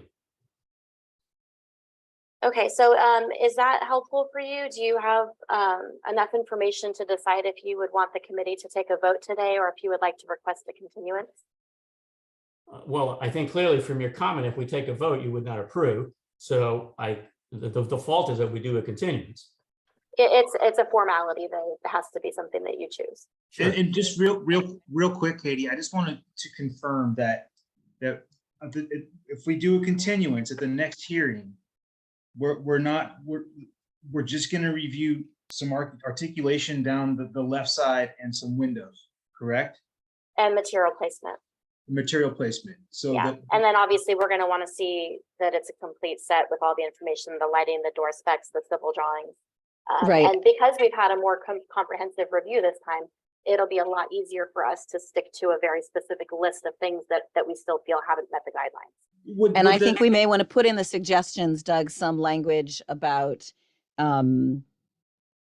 looking at reducing bulk, considering a split level, understanding that is probably not a level of redesign that the applicant's going to want to get to now, but that we just want to capture it as a suggestion. Yeah, I mean, honestly, if you made that kind of a gesture, Rod, I know that that's a big ask. You know, we do this every day in our own projects, and it's a big deal to have to do something like that. But I feel very confident that that would be a big gesture that's very well received by the community with their concerns, all the concerns that we've heard about the massing and the size of the project fitting into the neighborhood. I think that would really be a big gesture. And I do a comment real quick. We have an existing grading and drainage plan the house has been reduced in size. Is the existing one not acceptable until he gets through approval? I understand the burden of having to pay for another drainage plan for a reduced size. It's not gonna, the drainage system won't get bigger. The drainage size is not affected. Actually, the only thing that got smaller is the roof of the second story. So the drainage. That's what I'm saying. It's kind of changed here. This is where it's changed because, Oh, you're not sharing screen anymore. oh, I don't even know when that stopped. This area where the front, where the variance was reduced, that would need to be updated. Just, to have consistency and cohesion with all the drawings, because whatever drawings are recommended for approval, that is a public record that basically is used for, I'm failing at the words right now because it's been a long day, but that's how they enforce what has been approved. So if the drawings aren't cohesive and don't show everything, then it's really difficult for the planning department to be able to review the project at the end and enforce and just, like make sure that it is all as shown in the drawings.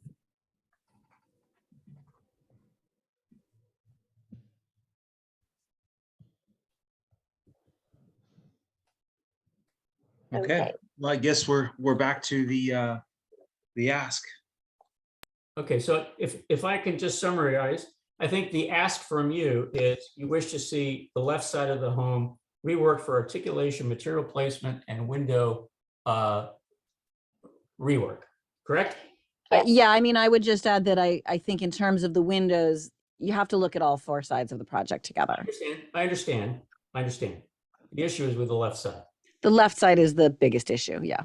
Okay, very well. And it seems to me that is the main ask that you would want me to address if I request a continuance through the February 9th meeting. Is that correct? Yes. Okay. We don't know the date of the meeting, but I do. It's already been reserved for February 9th, and I'll explain why. So, I mean, If you're able to meet the deadline for February 9th, then yes. that's between the applicant and staff. We're just along for the ride. Okay.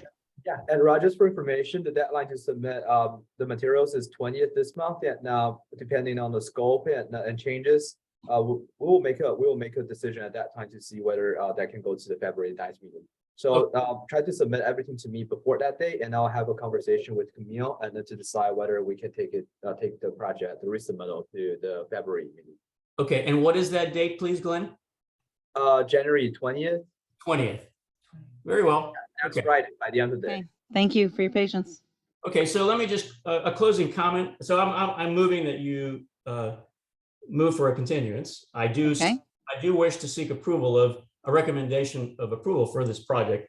The rest can handle itself through the Coastal Commission. I'm not concerned about that. Let me be perfectly clear. And I'm saying this only because you need to understand from your perspective that time is of the essence. The reason I was not able to attend in August is that I have been diagnosed with cancer and I only have months to live.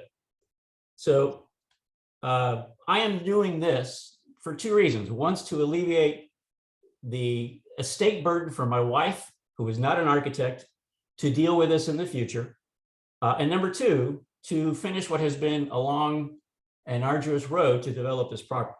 I won't address all of the assumptions that have been stated about what is buildable or not buildable. Believe me, I have all of the indications, and I would never have bought this property if I knew it could not be buildable. But I have months to live. So it is important to me that you recognize that time is extremely valuable to me. And I am doing this effort not to ever see this house to fruition, but rather to alleviate the stress and burden for my wife after I'm gone. Secondly, the reason there's an ADU in this house, and it is absolutely clear that a second story is not necessary, and I could have designed the downstairs to accommodate just like the client's property next door. But as a responsible community development person, and I read housing elements, and I read housing goals, and I pay attention to housing policies and programs, it is clearly delineated in various sections of the San Mateo County documents that we wish to promote ADUs for people who are going to live in these communities, who are going to be not necessarily low-income people, but people of moderate means that can rent a one-bedroom apartment or can rent a one-bedroom ADU.